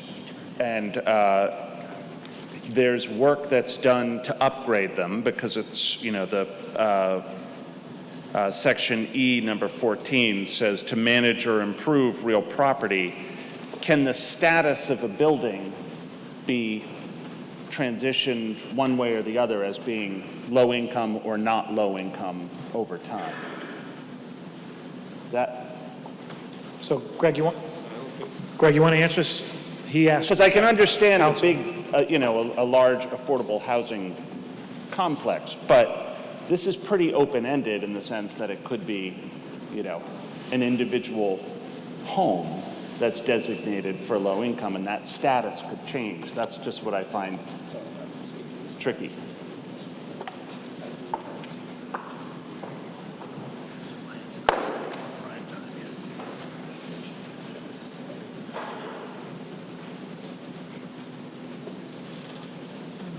Thank you. Through you, Mr. Moderator. Sure. Good evening. So I'll try to address each of those questions. If I forget something, please, someone point it out. But basically, the overarching point of this is that if you vote in favor, you're creating an entity that is part of the town, but also acts on its own for the purposes of collecting funds so that those funds can be used to create affordable housing within the town. So one source of those funds are funds that are generated by the town through tax revenue, either through the CPA surcharge or through other town meeting appropriations. And in order for the trust to use those funds, town meeting has to vote to transfer those funds into the Affordable Housing Trust.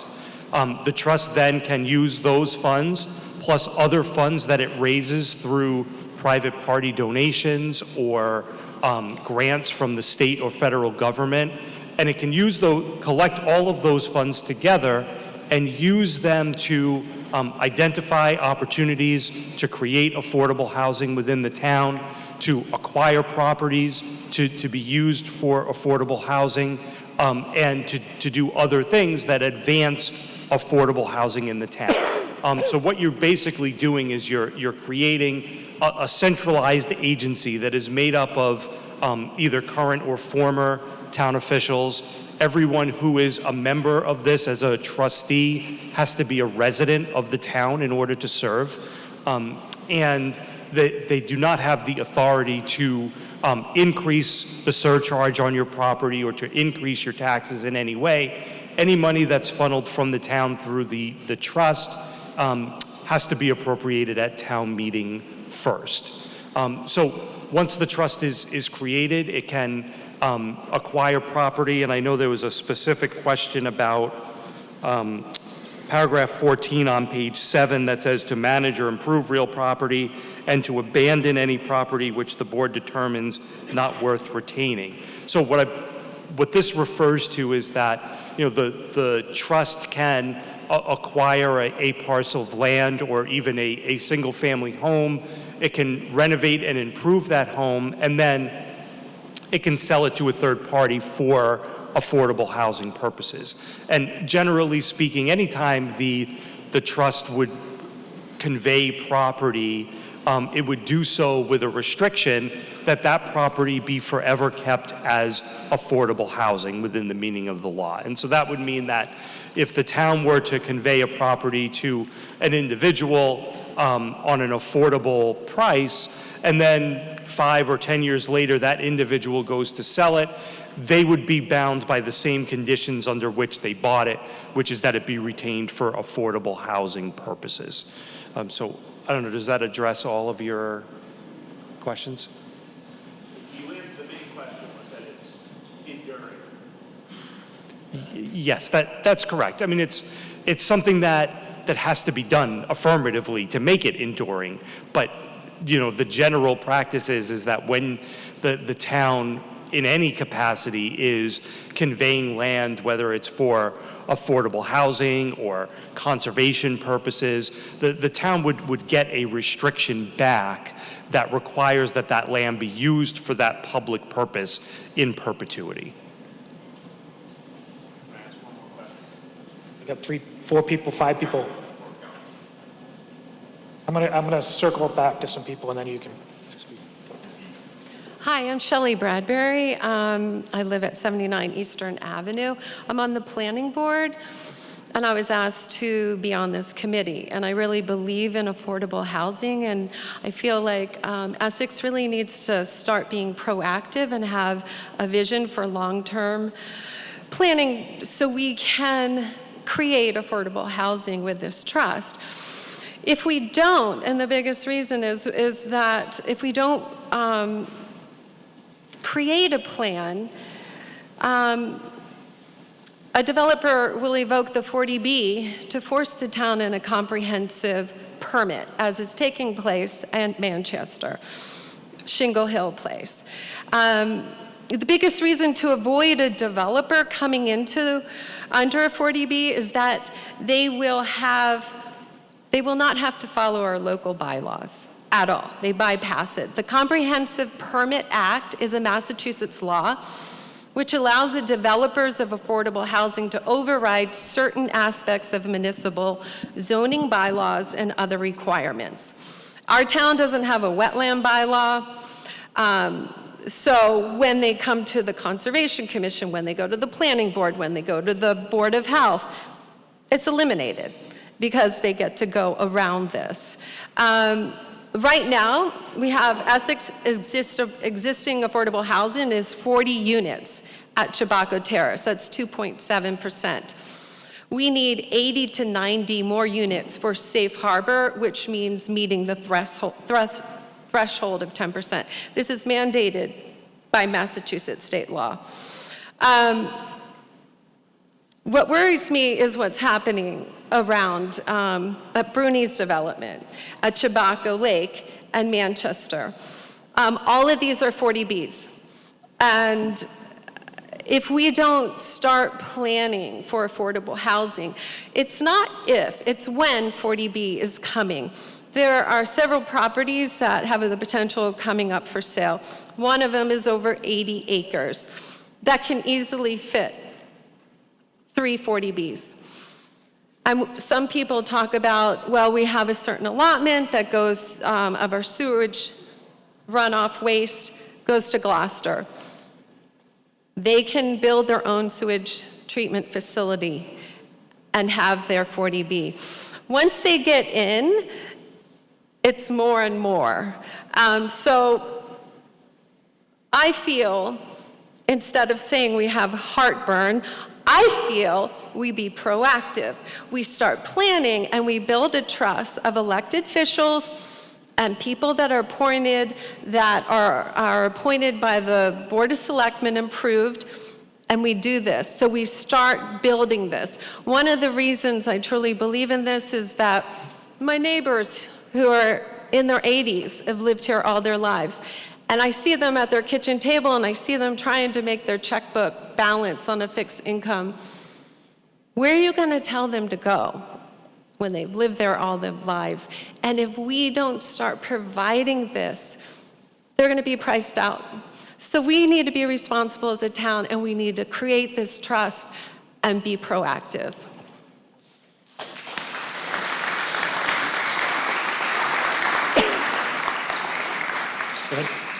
I'm Jay Tetzloff at 98 Western. I'm going to urge caution with this, with my no vote tonight. I won't pretend to be Wes. I've only been here 4 years, but I have had 30 years in financial services, and many of those as a fraud investigator. There is nowhere near enough internal controls and checks and balances in this plan. This trust is creating a financial power tool, an express lane for people to give big gifts and for people to apportion land and money without a lot of oversight. I mean, there are checks and balances in there, but I think they're nowhere near adequate for this. And I never thought I'd be interested in town government. I never thought I would say something like this, but I've been laying awake at night about this. So the other point I would raise is with 40B, my understanding is the surrounding communities all have these trusts with varying degrees of success. I haven't studied them all. Nobody's figured this out yet. So there's a big challenge here and a lot of people working on it.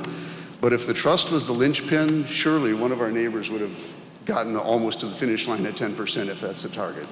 I just don't think that we need to hurry with this at all. I'm just urging to be very, very cautious with this. Thank you. Good evening, Tom Daniel, 27 Pond Street. And I just want to speak in full support of the proposal for the Affordable Housing Trust Fund. I'm coming from it from a little different perspective, regardless of 40B and you know, whether we're at 10% or not. I mean, we're not, and it's very challenging to get there, but it's what we need. I mean, the housing costs in Essex and in the region are just going up. And I think the Affordable Housing Trust Fund Board, and in my day job, I've worked with a couple different trusts in other communities. I've done a lot of work in affordable housing policy. It's very complicated, it's extremely challenging, and it's critically necessary to be paying attention to this. And I think that the trust, regardless of their ability to have much funding, it provides a focal point. It brings people together to educate and advocate and sort of chart the forward path to having affordable housing as a real priority concern for the town of Essex to be working on. So I encourage folks to support it. It's one tool in a toolbox that needs many, many tools, but having this tool is an important step for the community. Thank you. Greg, did you have a comment? You want to? What's that? Oh, you just I need you to no wait, looking to answer anything. No. Go ahead. I'll get down here. You've already. Hi, Brett Prince, 7 Essex Reach Road. Again, I'm speaking in favor of this proposal. I think it's a critical first step for us to take. We need to make a plan. We need to take action. We need to find a pathway to enable more affordable action in our town because we can't allow it just to be a 40B that we don't control. This may not stop the existence or the development of a 40B, but if we don't take first steps and we don't take action, we're all but guaranteeing the development of one in our town. He was up before you. Go ahead. Cliff Aguilar, 44 Addison Street. I've worked with Harbor Light Community Partners as an affordable housing project manager. We built 8 units of affordable housing through the Hamilton Affordable Housing Trust. That was about half a dozen years ago. Since then, I moved on to other kinds of work, but just to mention our neighbors, Rockport just did a ribbon cutting not that long ago on Pigeon Cove Ledges, 30 units of affordable housing. Essex has 0 new affordable housing. Rockport just built 30 units through their affordable housing trust. And nobody got ripped off, everybody got paid. They run their books like any professional development organization. So to cast aspersions on a trust as not having financial controls is a red herring. And then we have the Ipswich Whipple House, Riverview Apartments, 24 units of affordable housing.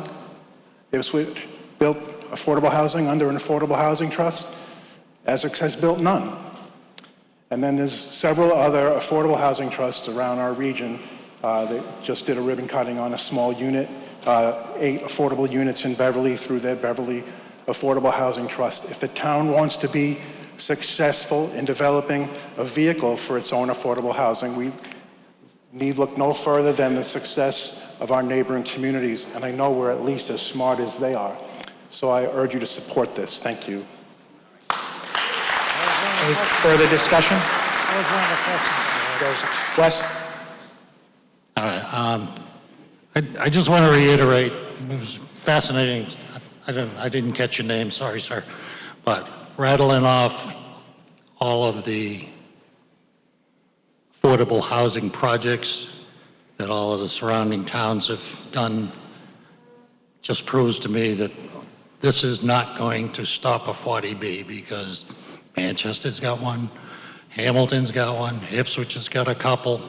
All right. Now, I don't want to say that this may not be a viable tool down the road, but with the amount of work that we've got ahead of us to take a look at our current zoning, to try to build in a housing production plan with the requirements that are in here, would be crazy at this time. Now, I'm going to reiterate, I've got no problem with looking at it down the road, giving us a chance to take a look at how the financial mechanics are going to work. There's some stuff in there I'm not comfortable with.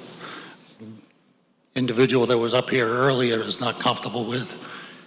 He sounds like he knows what he's talking about also, but for right now, you want me to propose my amendment, or you want me to sit down again? I have one more person, then we'll... I'll step aside. Tina? Tina Lane, 21 Lanes Road. I have a question and a comment. I just want to know, in the case of affordable housing, how is the property assessed? Do they pay the regular tax rate that unaffordable houses pay? And I just want to make the comment that I know that at Chabaco Terrace, we can't say that my mother, if she was still alive, has a spot at Chabaco Terrace. It's not, we don't get to choose. It's somebody else in the state makes that decision, and they get, it's kind of a lottery. And so I just want to make that comment. It doesn't necessarily mean you get to house everybody's parents in this affordable housing. Brent, you want to answer that question? So the question about whether a house that's deemed affordable pays less taxes, given the fact that it will have a restriction on its deed that keeps the price of the house or the sale price of the house under some certain threshold in perpetuity, that defines the value of the house. And so therefore, the taxation on that house would be less in perpetuity, because it can never go up to what the market might suggest that house is worth.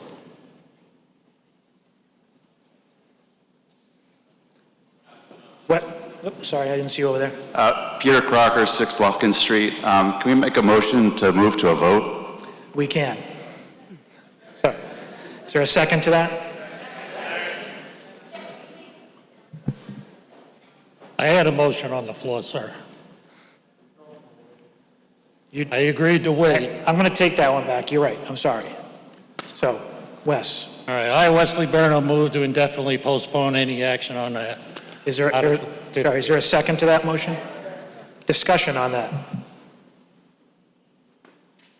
Debatable? I'd like to sit on this for a while. Down the road, we may want to revisit it. I'd be comfortable with it.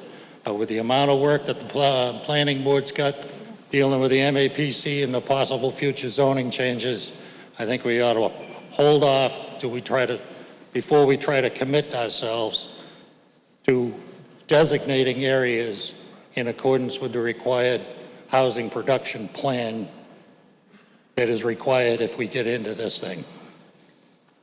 So it's been seconded. I'll need that motion in writing. Do you have a comment on the I do. motion to postpone? Oh, I don't want you to vote for it.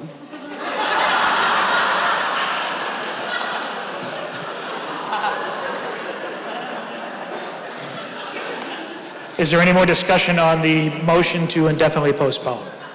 Tom Dino, 27 Pond Street. I'm speaking against the motion to postpone. I think that the folks that have brought this forward are able to manage the necessary steps to get the trust going, while other folks in town are working on other processes. I have confidence in our community members to be able to do two things at once.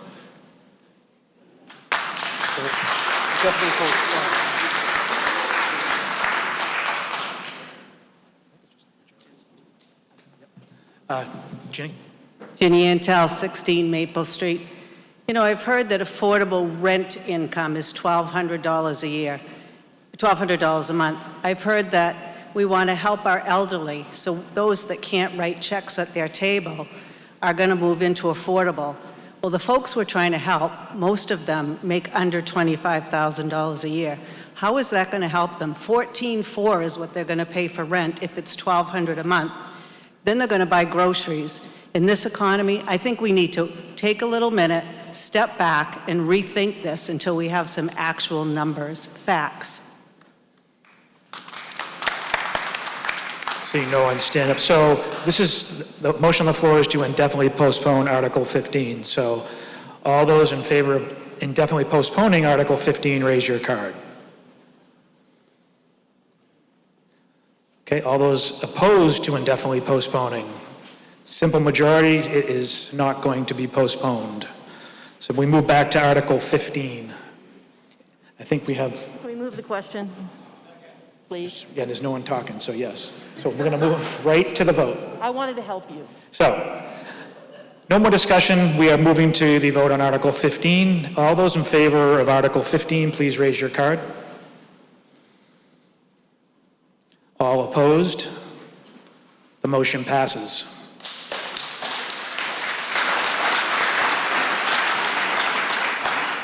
So Article 16, I'm going to have to step off as moderator because it pertains to my term of my job. So with the leave of the meeting, I'd like to have Mark Lynch just handle this article. If anyone opposes, raise your card.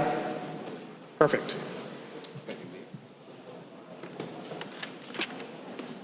I, Peter D. Fippen, move that the town vote to increase the terms of the office of moderator and constable from 1 to 3 years, said increase to take effect on the ballot for the 2023 annual town election.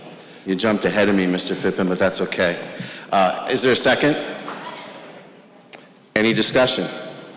This is just simply a more efficient way to elect two very important positions in our local town government. Any other discussion? All those in favor, hold your green cards up. Any opposed? Motion passes.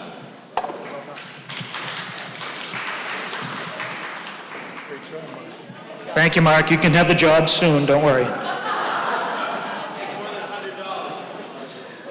Touche. Article 17.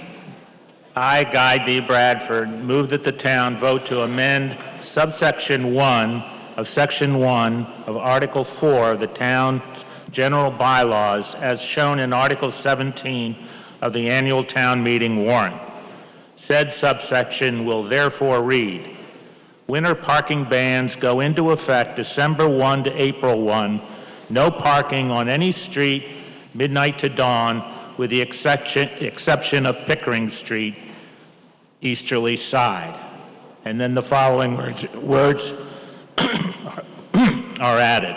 Or any time of the day, in any month of the year, on any street, if the chairman of the Board of Selectmen, in consultation with the Emergency Management Director, has declared a state of an emergency as a result of snow or ice. Is there a second? Discussion? I think it's pretty self-explanatory. I don't see anyone's, oh, no, yes, we have someone. Hi, Rich O'Donnell, 48 Belcher Street. My concern here is that if the selectmen decide to initiate an action during the daytime, how are they going to notify the tourist of an emergency? Our surrounding towns have an emergency blue light system. Essex does not. I'm concerned about a tourist coming through and having their car towed while they're in having lunch. If there's planned to be a blue light system for the town of Essex, has the money been appropriated to complete this project?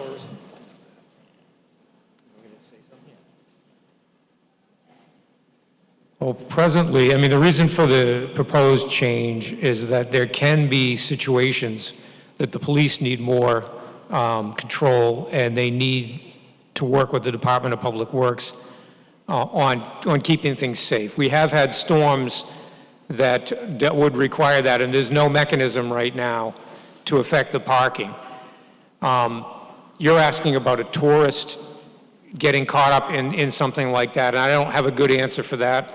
I would say, though, that for residents, the town would use its reverse 911 system that anyone can sign up for, and we could put out a call to everyone. We would also put it on the website, on the emergency banner.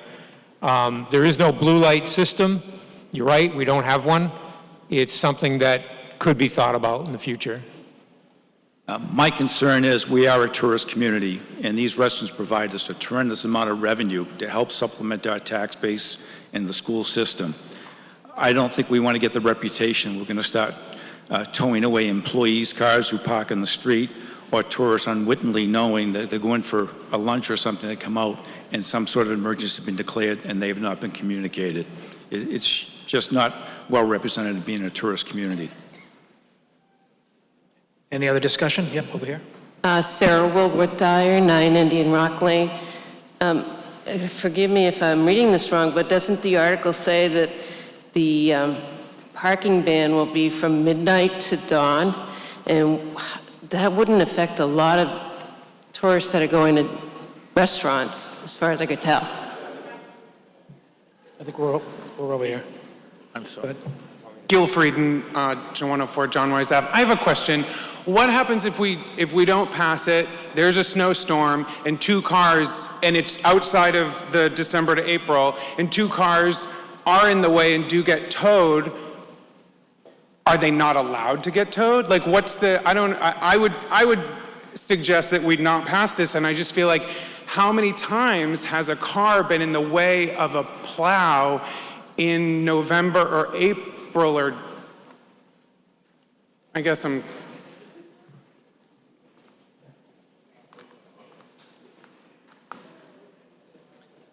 Mr. Moderator, the Chief of Police wants to say a few words on this. It might clarify some things. I think he can do that. Thank you. Through you, Mr. Moderator. The problem is there are times when we have snowstorms when there is a vehicle that's parked in the way and the DPW has a problem plowing the road. And what will happen is right now, unless there is some other violation, we don't have a mechanism to tow it. The midnight to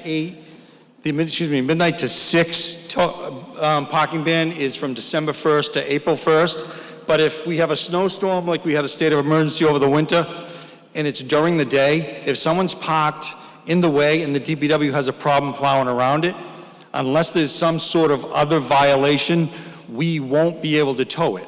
We don't have a mechanism.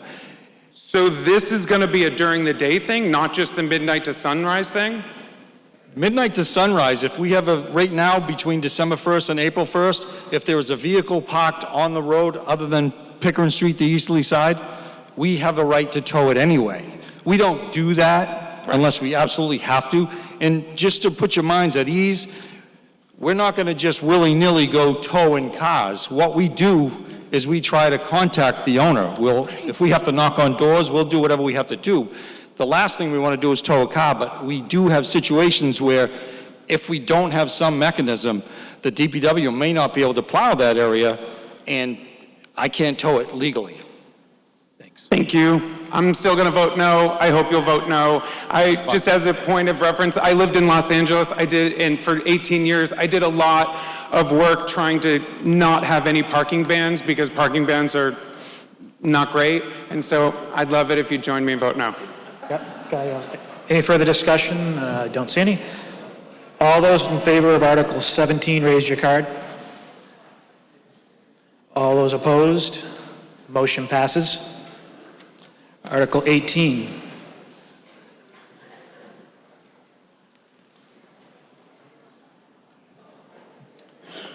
I, Peter D. Fippen, move that the town vote to amend the regulation of plastics bylaws, section 7-9 of the town's general bylaws by adding the following clause to subsection 7-9.10, provided, however, that the prohibition on the use of plastic bowls, cups, and lids as set forth in section 7-9.4 is suspended till January 1st, 2023. Said subsection will therefore read 7-9.10 effective date. This bylaw shall take effect on January 1st, 2021, provided, however, that the prohibition on the use of plastic bowls, cups, and lids as set forth in section 7-9.4 is suspended until January 1st, 2023. Is there a second?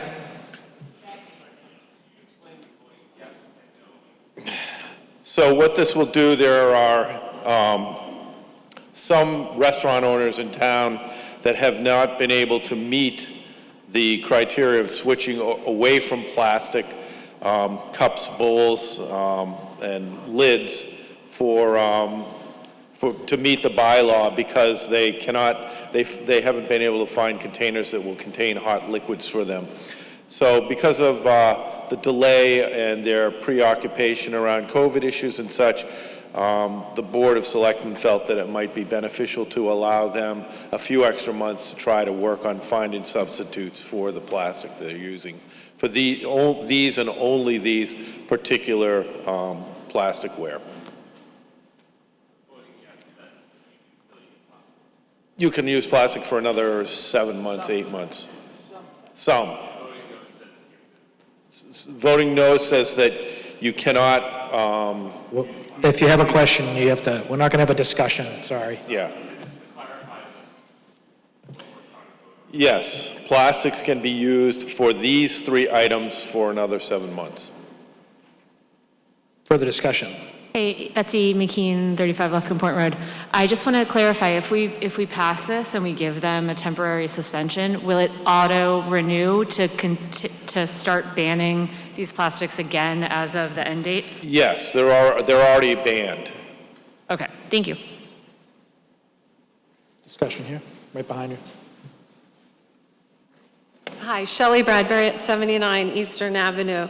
I was here 2 years ago when the town voted for the moratorium against plastics, and I had attended the Board of Selectmen meetings to hear how this was going, and so the restaurants are blaming COVID. My family owns restaurants, barbecue restaurants in Maryland. They banned plastics years ago, styrofoam and polystyrene. Any restaurant owner is going to tell you styrofoam keeps your food the hottest. But what I want to tell you is to blame it on COVID. The restaurants and businesses got PPPs and retention credits from the government. Massachusetts extended our outdoor alcohol license, and Essex approved, the Board of Selectmen approved these licenses. So they had it extended, and it's extended again. So when in Maryland they banned styrofoam and polystyrene, or polystyrene, Maryland, Maine, New York, Vermont, and then citywide level bans in California, Florida, Hawaii, Massachusetts, Minnesota, Colorado, New Jersey, New York, Washington, D.C., and Virginia. Why is it a problem for our town? Acme, who's one of the largest distributors for restaurants, Earth Choice Packaging is 100% recyclable plastic. Bridgegate Alliance Group has compostable containers. These are the containers that restaurants use. They're not leaky.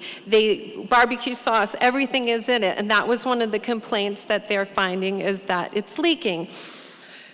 My main reason that I'm against this is that most of the restaurants are along the causeway, okay? I know that the restaurants pay their employees, have trash cans, are really good about picking up the trash. But customers are careless. The wind takes it. The plastics go into the water. On Earth Day, Essex residents went to the Cox Reservation along Eastern Avenue and Ebbing Creek, and we picked up over 200 pounds of trash. Our biggest culprit is microplastics. When you pick up old plastic, it breaks in 1 million pieces. It's all going into our water. In fish life, fish and birds are eating it. We need to hold the restaurants accountable. This is non-negotiable now. They need to be accountable. 7 months, all the tourists are coming. We banned this. Rockport just put the moratorium back in because this came up. They said, no, there's a moratorium for the plastics. So I urge you for us to vote against this, to protect our causeway and our natural resources and hold the restaurants accountable. Please, thank you.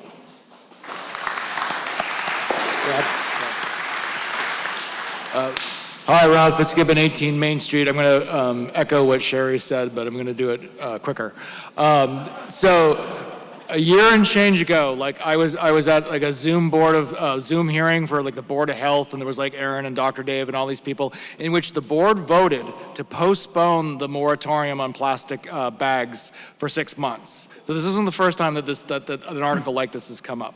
The whole reason I went to that Zoom call was because I was walking down Spring Street near my house, and there were frickin' plastic bags stuck to the trees. And I'm like, this is not good. And like, so last week I was just at, I met the animal control officer when she was on a gopher stakeout in the old cemetery. And we commented on like, look at all the trash, the plastic trash here. We should do like a trash cleanup day. So look guys, I am totally against this amendment. We voted to ban plastics. We voted to ban plastics now. If we can put a man on the moon, if the town of Essex can pass a school budget, my goodness, then I am sure our local businesses can figure out an alternatives to plastic. Thank you very much.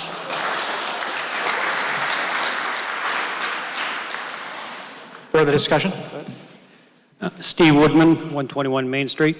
To put restaurant owners accountable for the trash that you are picking up along the Riverway, Essex River, I don't think that's right. Who's to say that came from the restaurants? There are many people that come into town, go down river, and they don't go to the restaurants, and they don't pick up plastic and drinks and bring them down there. So I think calling us accountable for that trash isn't right. But come with the idea of finding the right product to put your products in. I'm an owner of Woodman's Restaurant. We took wholeheartedly into finding articles, finding pieces of plastic and paper and disposable, compostable products to use. What's out there on the market is shrinking. We haven't been able to get it at times. So even our tartar sauce that we cup and we make and we do ourselves, the products that are given to us, the lids in the cups, when you try to put the lid on, they don't fit. They don't snap. Why? Because it's over 80 degrees during the summer and the lids warp. So that's putting,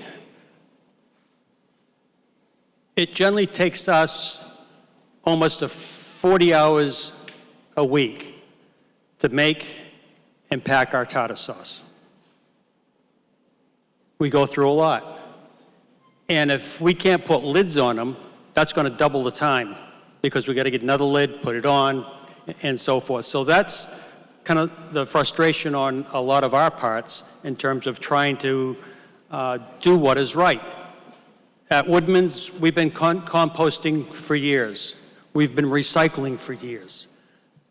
I'm all for saving the environment, but to put an undue hardship on the restaurants and trying to find the products when they're not out there to buy sometimes. I've talked to other restaurant owners. They find a product to put, say, hot butter in or coffee, or, well, say the hot butter. And they pour it in, and it sits there for 20 seconds, a minute, and it already starts melting. So you say there are products out there that we can use for, you say, barbecue sauce. Is that as hot as some of the items that we're actually putting into these products that don't want to hold heat, that break down too fast? So that's why we're looking for a moratorium. We have 3 different paper distributors that we use, and we've even gone to Amazon, and we can't always buy the products that are there. And so we're asking for a moratorium just to give us, maybe the supply chain will come back in and we can get the products. So that's why I'm in favor of postponing this. And the other thing is the cost. With the cost of everything else is going up, so aren't these things. And sometimes the products that we're using are 2, 3, and even sometimes 4 times as much as the other products. And in this time of inflation, trying to make ends meet, and just trying to run a business, it just makes it very hard. Thank you.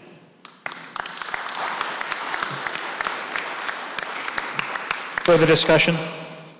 Shelley Bradbury, 79 Eastern Ave. Mr. Woodman, I just want to clarify, I'm not keeping you accountable to the trash.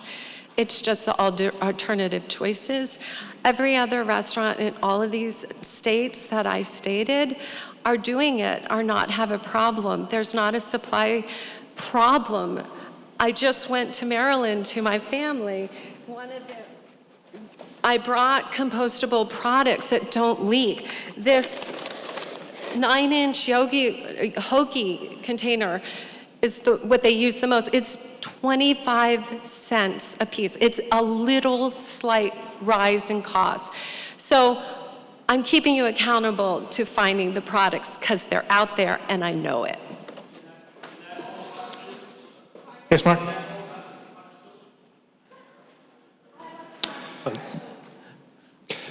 Mark? Is this Mark Lynch, 16R County Road. I'm also on the board of directors of the Greater Cape Ann Chamber of Commerce, new to that board, obviously. I was at a recent Essex Division meeting when Mr. Woodman and some of the other businesses spoke. They voiced the same concerns as him, trying to get these products, trying to get products that hold very hot liquids. I'm going to take these businesses at their word, that they're having a hard time, that it's causing them a hardship. They give a lot to the community. I think we should trust them. Thank you. John? Don Burnham, 22 County Road.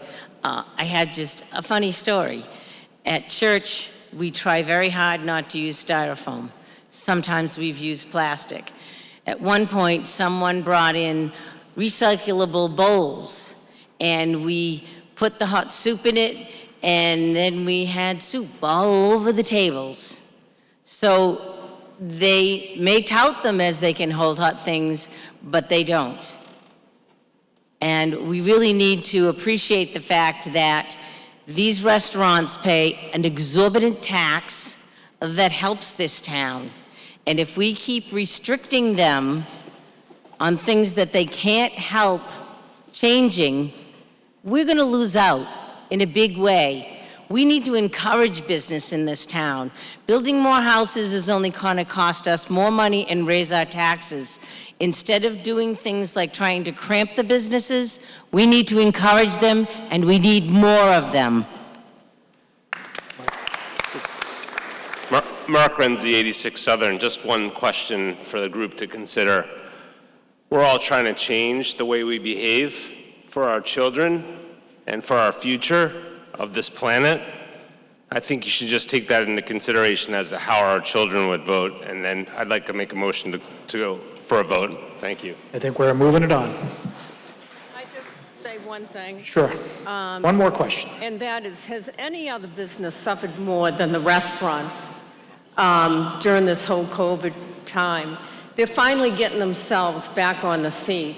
If they're just asking for a couple of months to make the changes, give it to them. I mean, it's so easy for people to just pretend they're in somebody else's shoes, and it's so easy for them to, I don't know, I just don't understand why you just can't give them a couple of months that they need and just let it go. Okay. All those in favor of Article 18, please raise your card.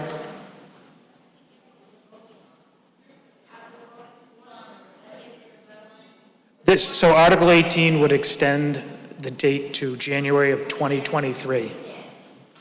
Extend it. All those opposed? I'm going to say the motion passes.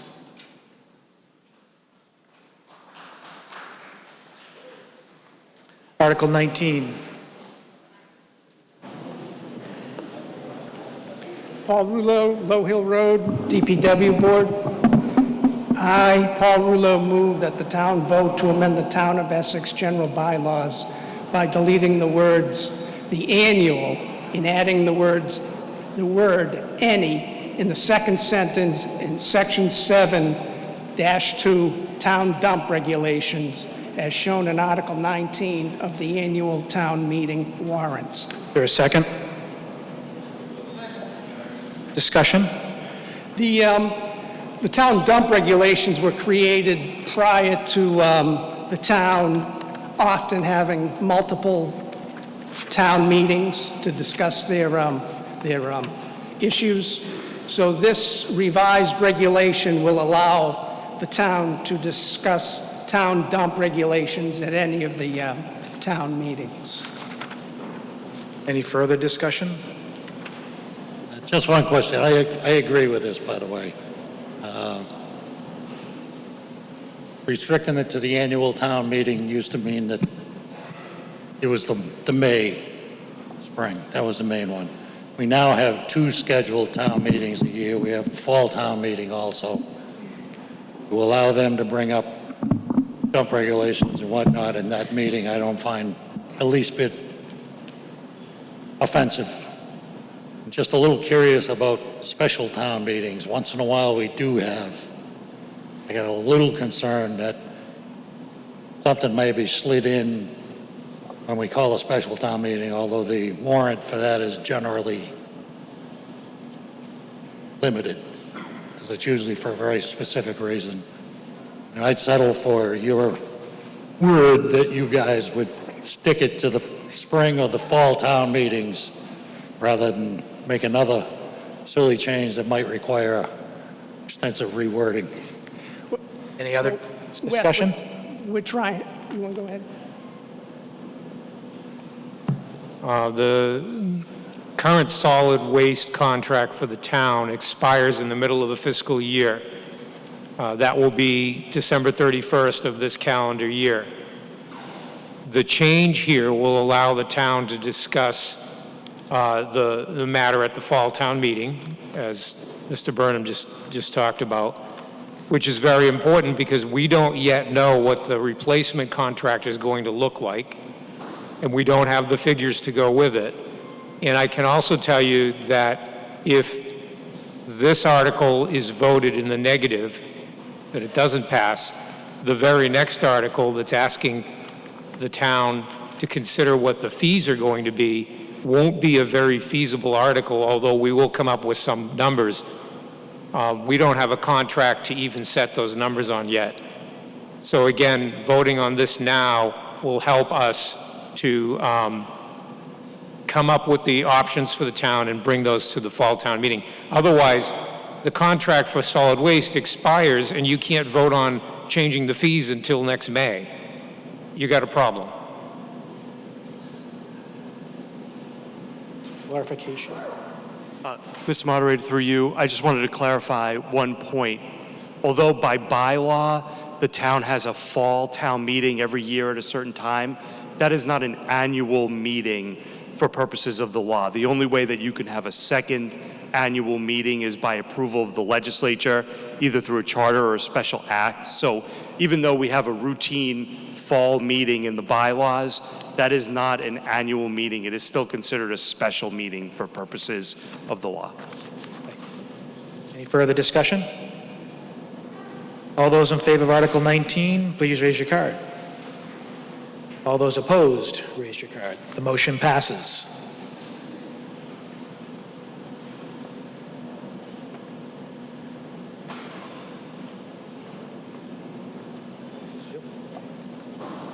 Article 20. Article 20, sorry. I, Paul Rouleau, move that Article 20 be indefinitely postponed. Is there a second? Any discussion? All those in favor of postponing Article 20, raise your card. Any opposed? Motion passes. Article 21.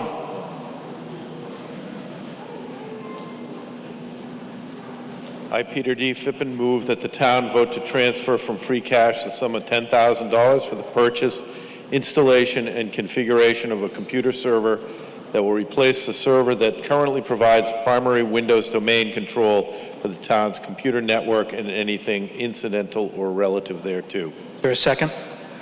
Discussion? So the town hall computer server is coming to near the end of its life, and it needs to be replaced. Thank you. All those in favor of Article 21, raise your card. All those opposed? Motion passes. Article 22. I, Paul Rouleau, move that the town vote to transfer from free cash the sum of $100,000 to purchase a new, fully equipped dump truck with snowplow and anything incidental or related thereto. Is there a second? This money will be used to replace an existing 2011 dump truck that has exceeded its useful life and is in need of replacement. Any further discussion? All those in favor of Article 22, raise your card.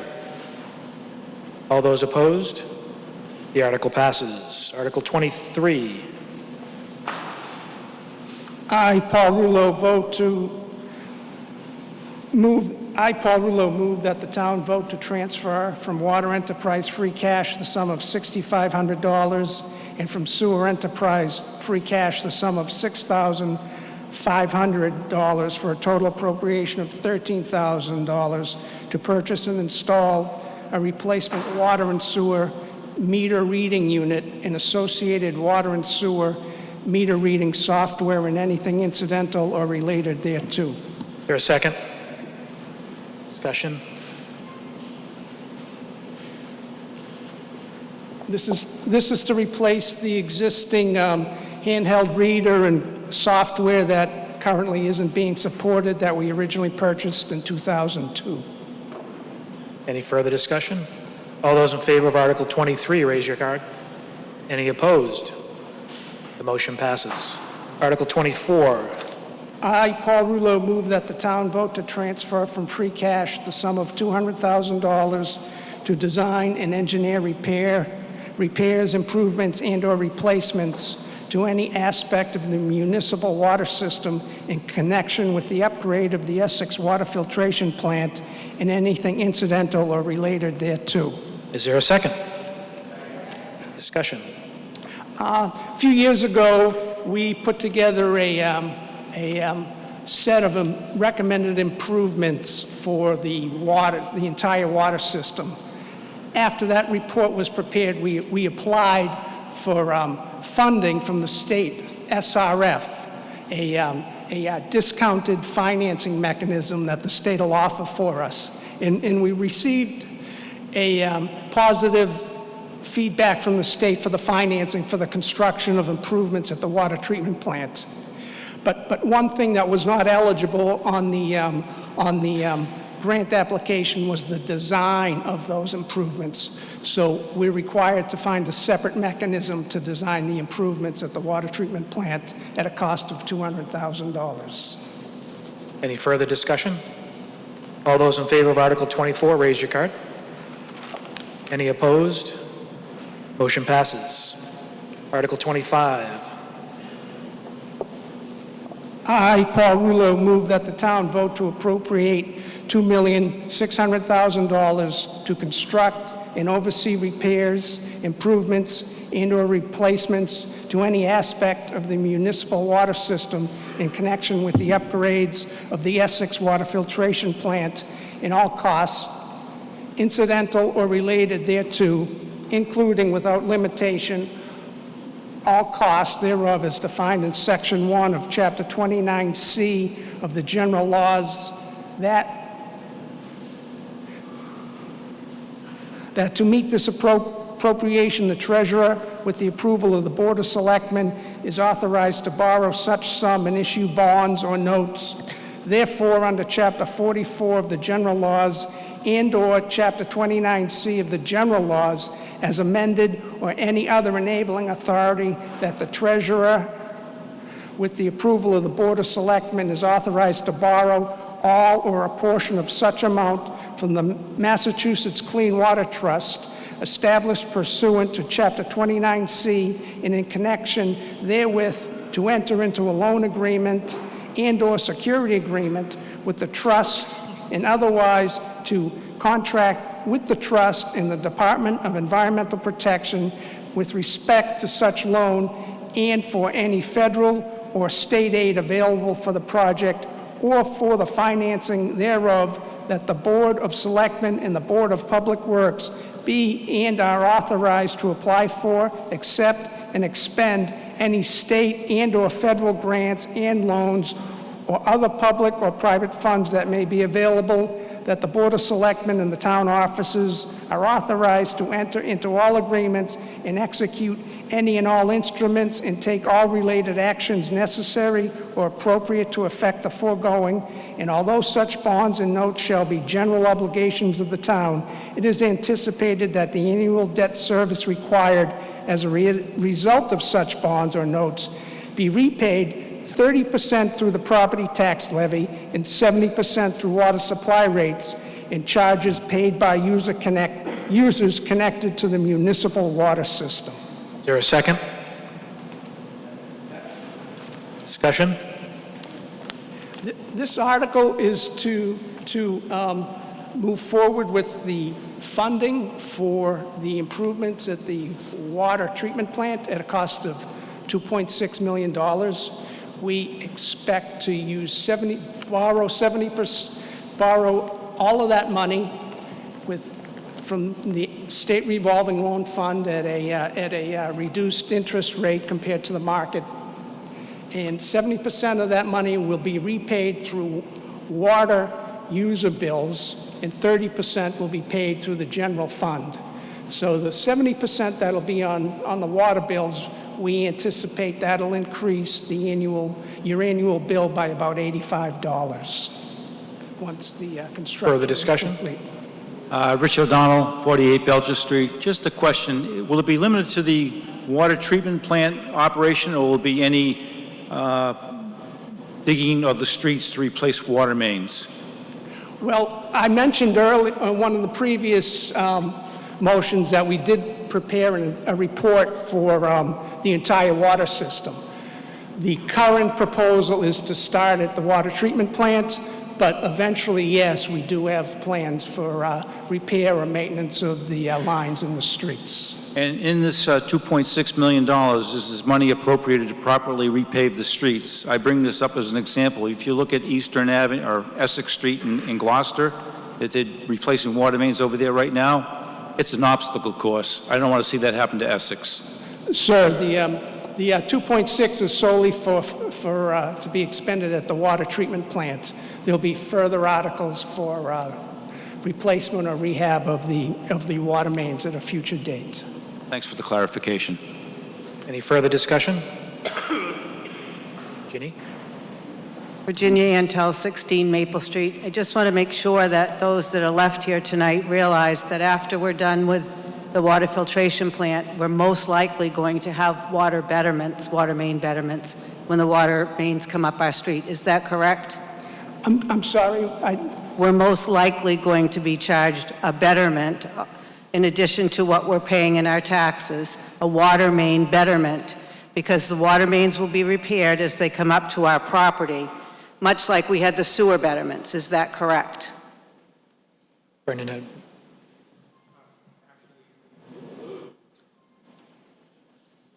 Actually, no. If you already have water or a water main in front of your property, you can't be charged a betterment for replacement of a water main.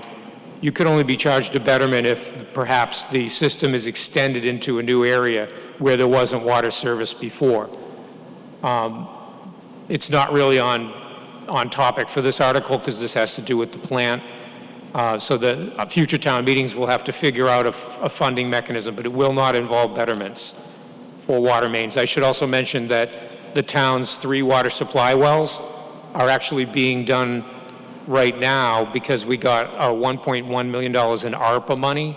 And so the wells will be done, then this project will get done, so the wells and the plant will be done, and then we'll move on. In other town meetings, we'll have to consider how the water mains are funded. Any further discussion? All those in favor of Article 25, raise your card. Any opposed? Motion passes. Article 26. I, Paul Rouleau, move that the town vote to transfer from sewer enterprise free cash the sum of $50,000 to design and/or engineer and/or construct repairs, upgrades, improvements, and/or replacements to any aspect of the municipal sewer system and anything incidental or related thereto. Is there a second? Before I go on, I just want a clarification on Article 25. I need to declare that was a unanimous vote. It requires a 2/3. So I'm going to go back, and that was a unanimous vote, so I just want to make that for the record. Sorry for that. So Article 26 has been seconded. Go ahead. So Article 26, $50,000 out of the sewer enterprise free cash fund. That is to fund our ongoing grinder system improvement program. We have approximately 200 grinder pumps in town. We've replaced approximately 100. They cost about $3,800 each, and this $50,000 will allow us to repair approximately 13 more and get us through funding until the fall, this coming fall. Any further discussion?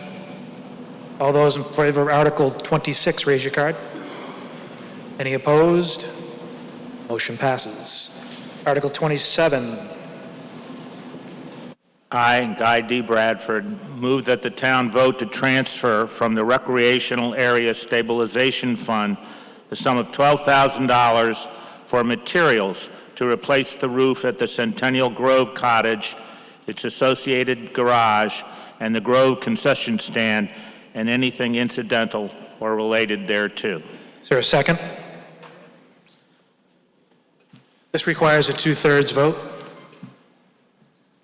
The actual labor for this project is going to be coming to us from the Y. So it's a real benefit to us. Any further discussion? All those in favor of Article 27, raise your card. Any opposed?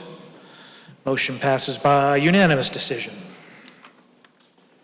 Article 28. Good. I, Daniel Doucette, move that the town transfer from free cash the sum of $14,500 to be used as a match for a grant for the replacement of firefighter air packs and anything incidental or related thereto. Is there a second? Discussion? We've applied for a grant to replace air packs for our firefighters. We currently have 26 air packs. They're approaching their end of life. 2024, they will be no longer serviceable or compliant. Price for those units per unit is $8,500. That's a pack, a bottle, and a mask. So with that, do that $8,000 times 27 units, additional face pieces for each firefighter, some other equipment, comes up to a total of $282,000. Our portion would be $14,000. That's the 5% that is required for us to match the grant if it is awarded. Any other discussion?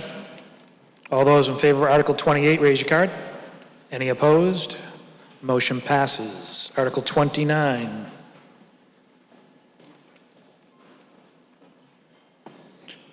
I, Peter D. Fippen, move that the town vote pursuant to Massachusetts General Laws, Chapter 40, Section 5B, to create a stabilization fund for the accumulation of local funding necessary for climate change-related projects and to transfer from free cash the sum of $1,000 to add to said stabilization fund.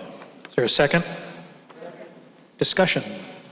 Yes, with the advent of climate change and the acknowledgement by state and federal governments to give out grants for climate change-related mitigation projects, would like to establish a stabilization fund to match the grant funding when we apply for grants, and to put into it initially $1,000. And from time to time, we can add funding at town meeting if so warranted. Any further discussion? This requires a 2/3 vote because you're setting up a stabilization fund. So all those in favor of Article 29, raise your card. Any opposed? The motion passes by 2/3 majority. Article 30.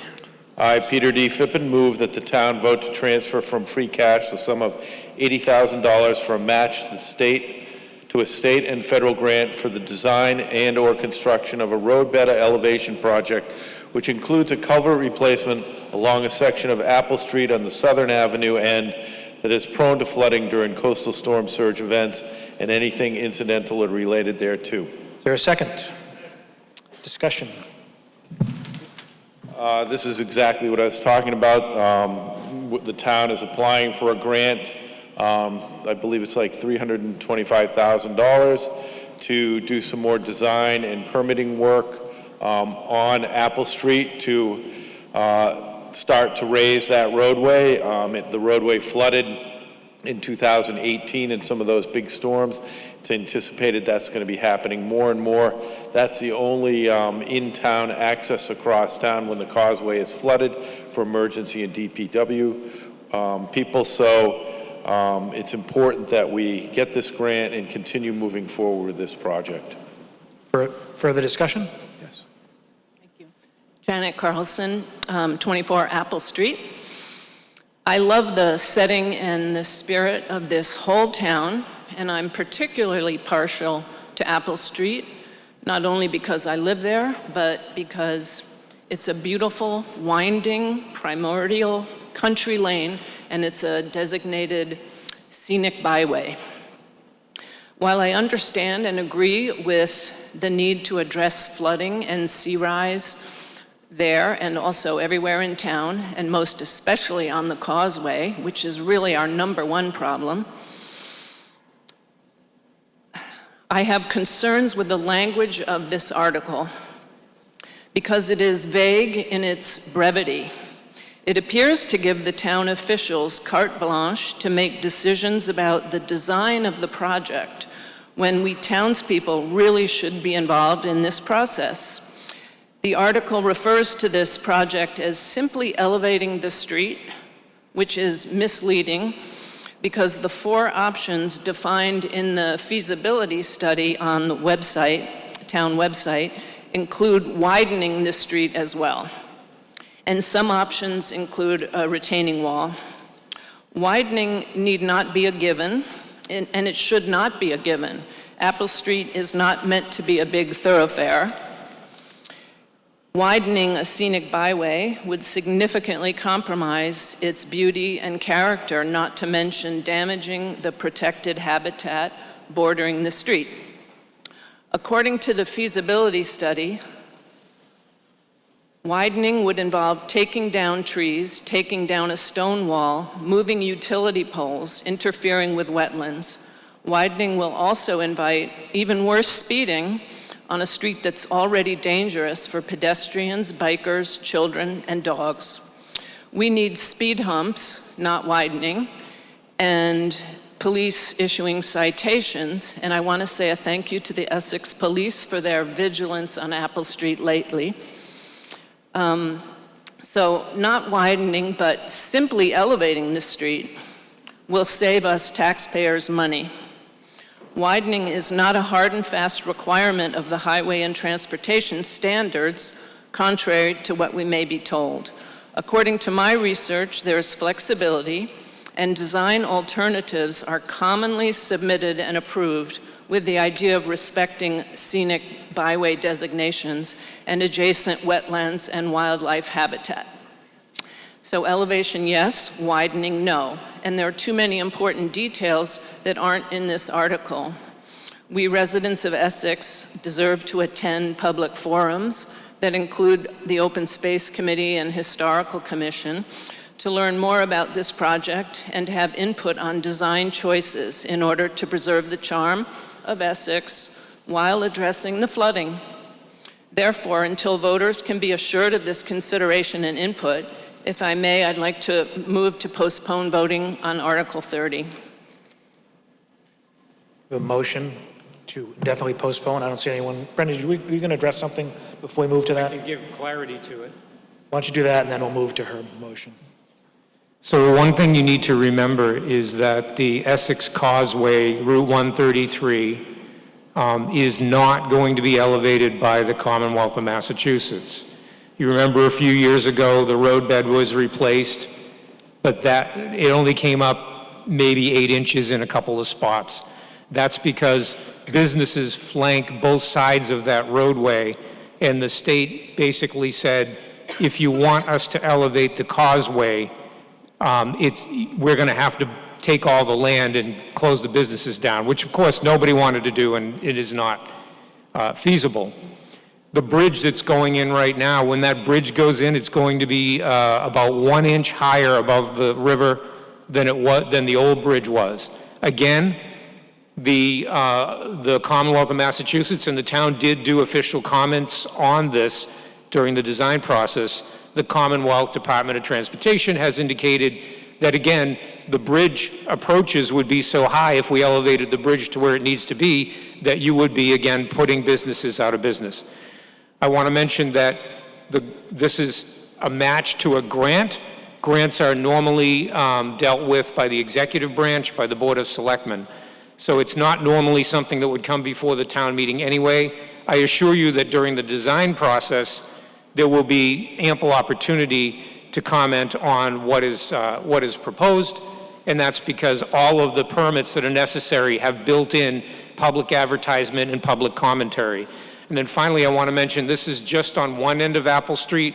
It's at the Southern Avenue end for about 900 feet, and then the road goes right up out of the floodplain again. And so it's only a small amount, and given that the causeway isn't going to be dealt with at all, when this happened in 2018, we had to drive around on 128. We actually lost a municipal vehicle in that process because we couldn't get around quick enough where someone had the key on the other side of the causeway. Thank you, Brendan. So we have a motion on the floor to indefinitely postpone. Is there a second? Hearing no second. We will move to Article 13, the main motion. All those in favor of Article 13, raise your card. 30, what did I say, 13? Yeah, sorry. We're going to start over again. All those in favor, against Article 30, please raise your card. Motion passes. Article 31.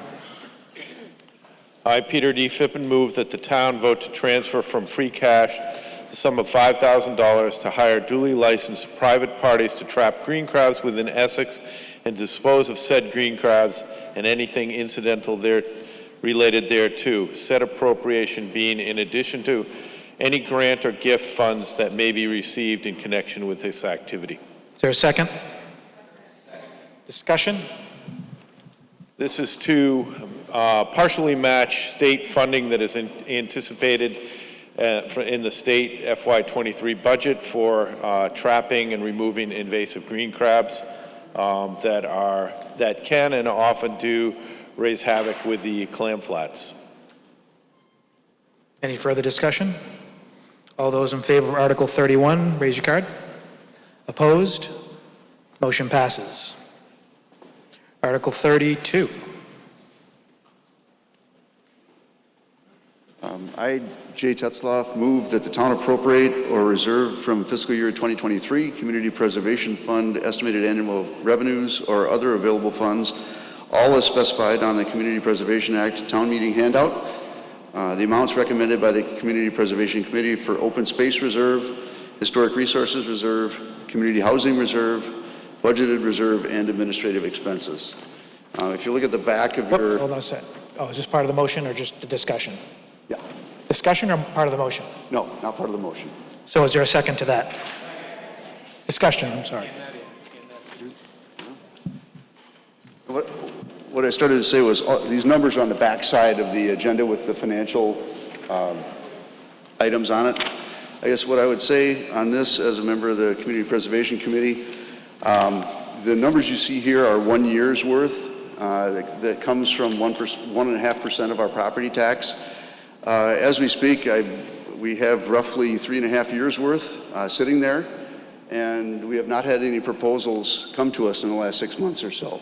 So now that we have the trust, and this money is there, and I sincerely hope we can put it to use because we've already paid it. It's sitting there, almost $700,000 or so. Any further discussion? All those in favor of Article 32, raise your card. Any opposed? Article passes. Article 33.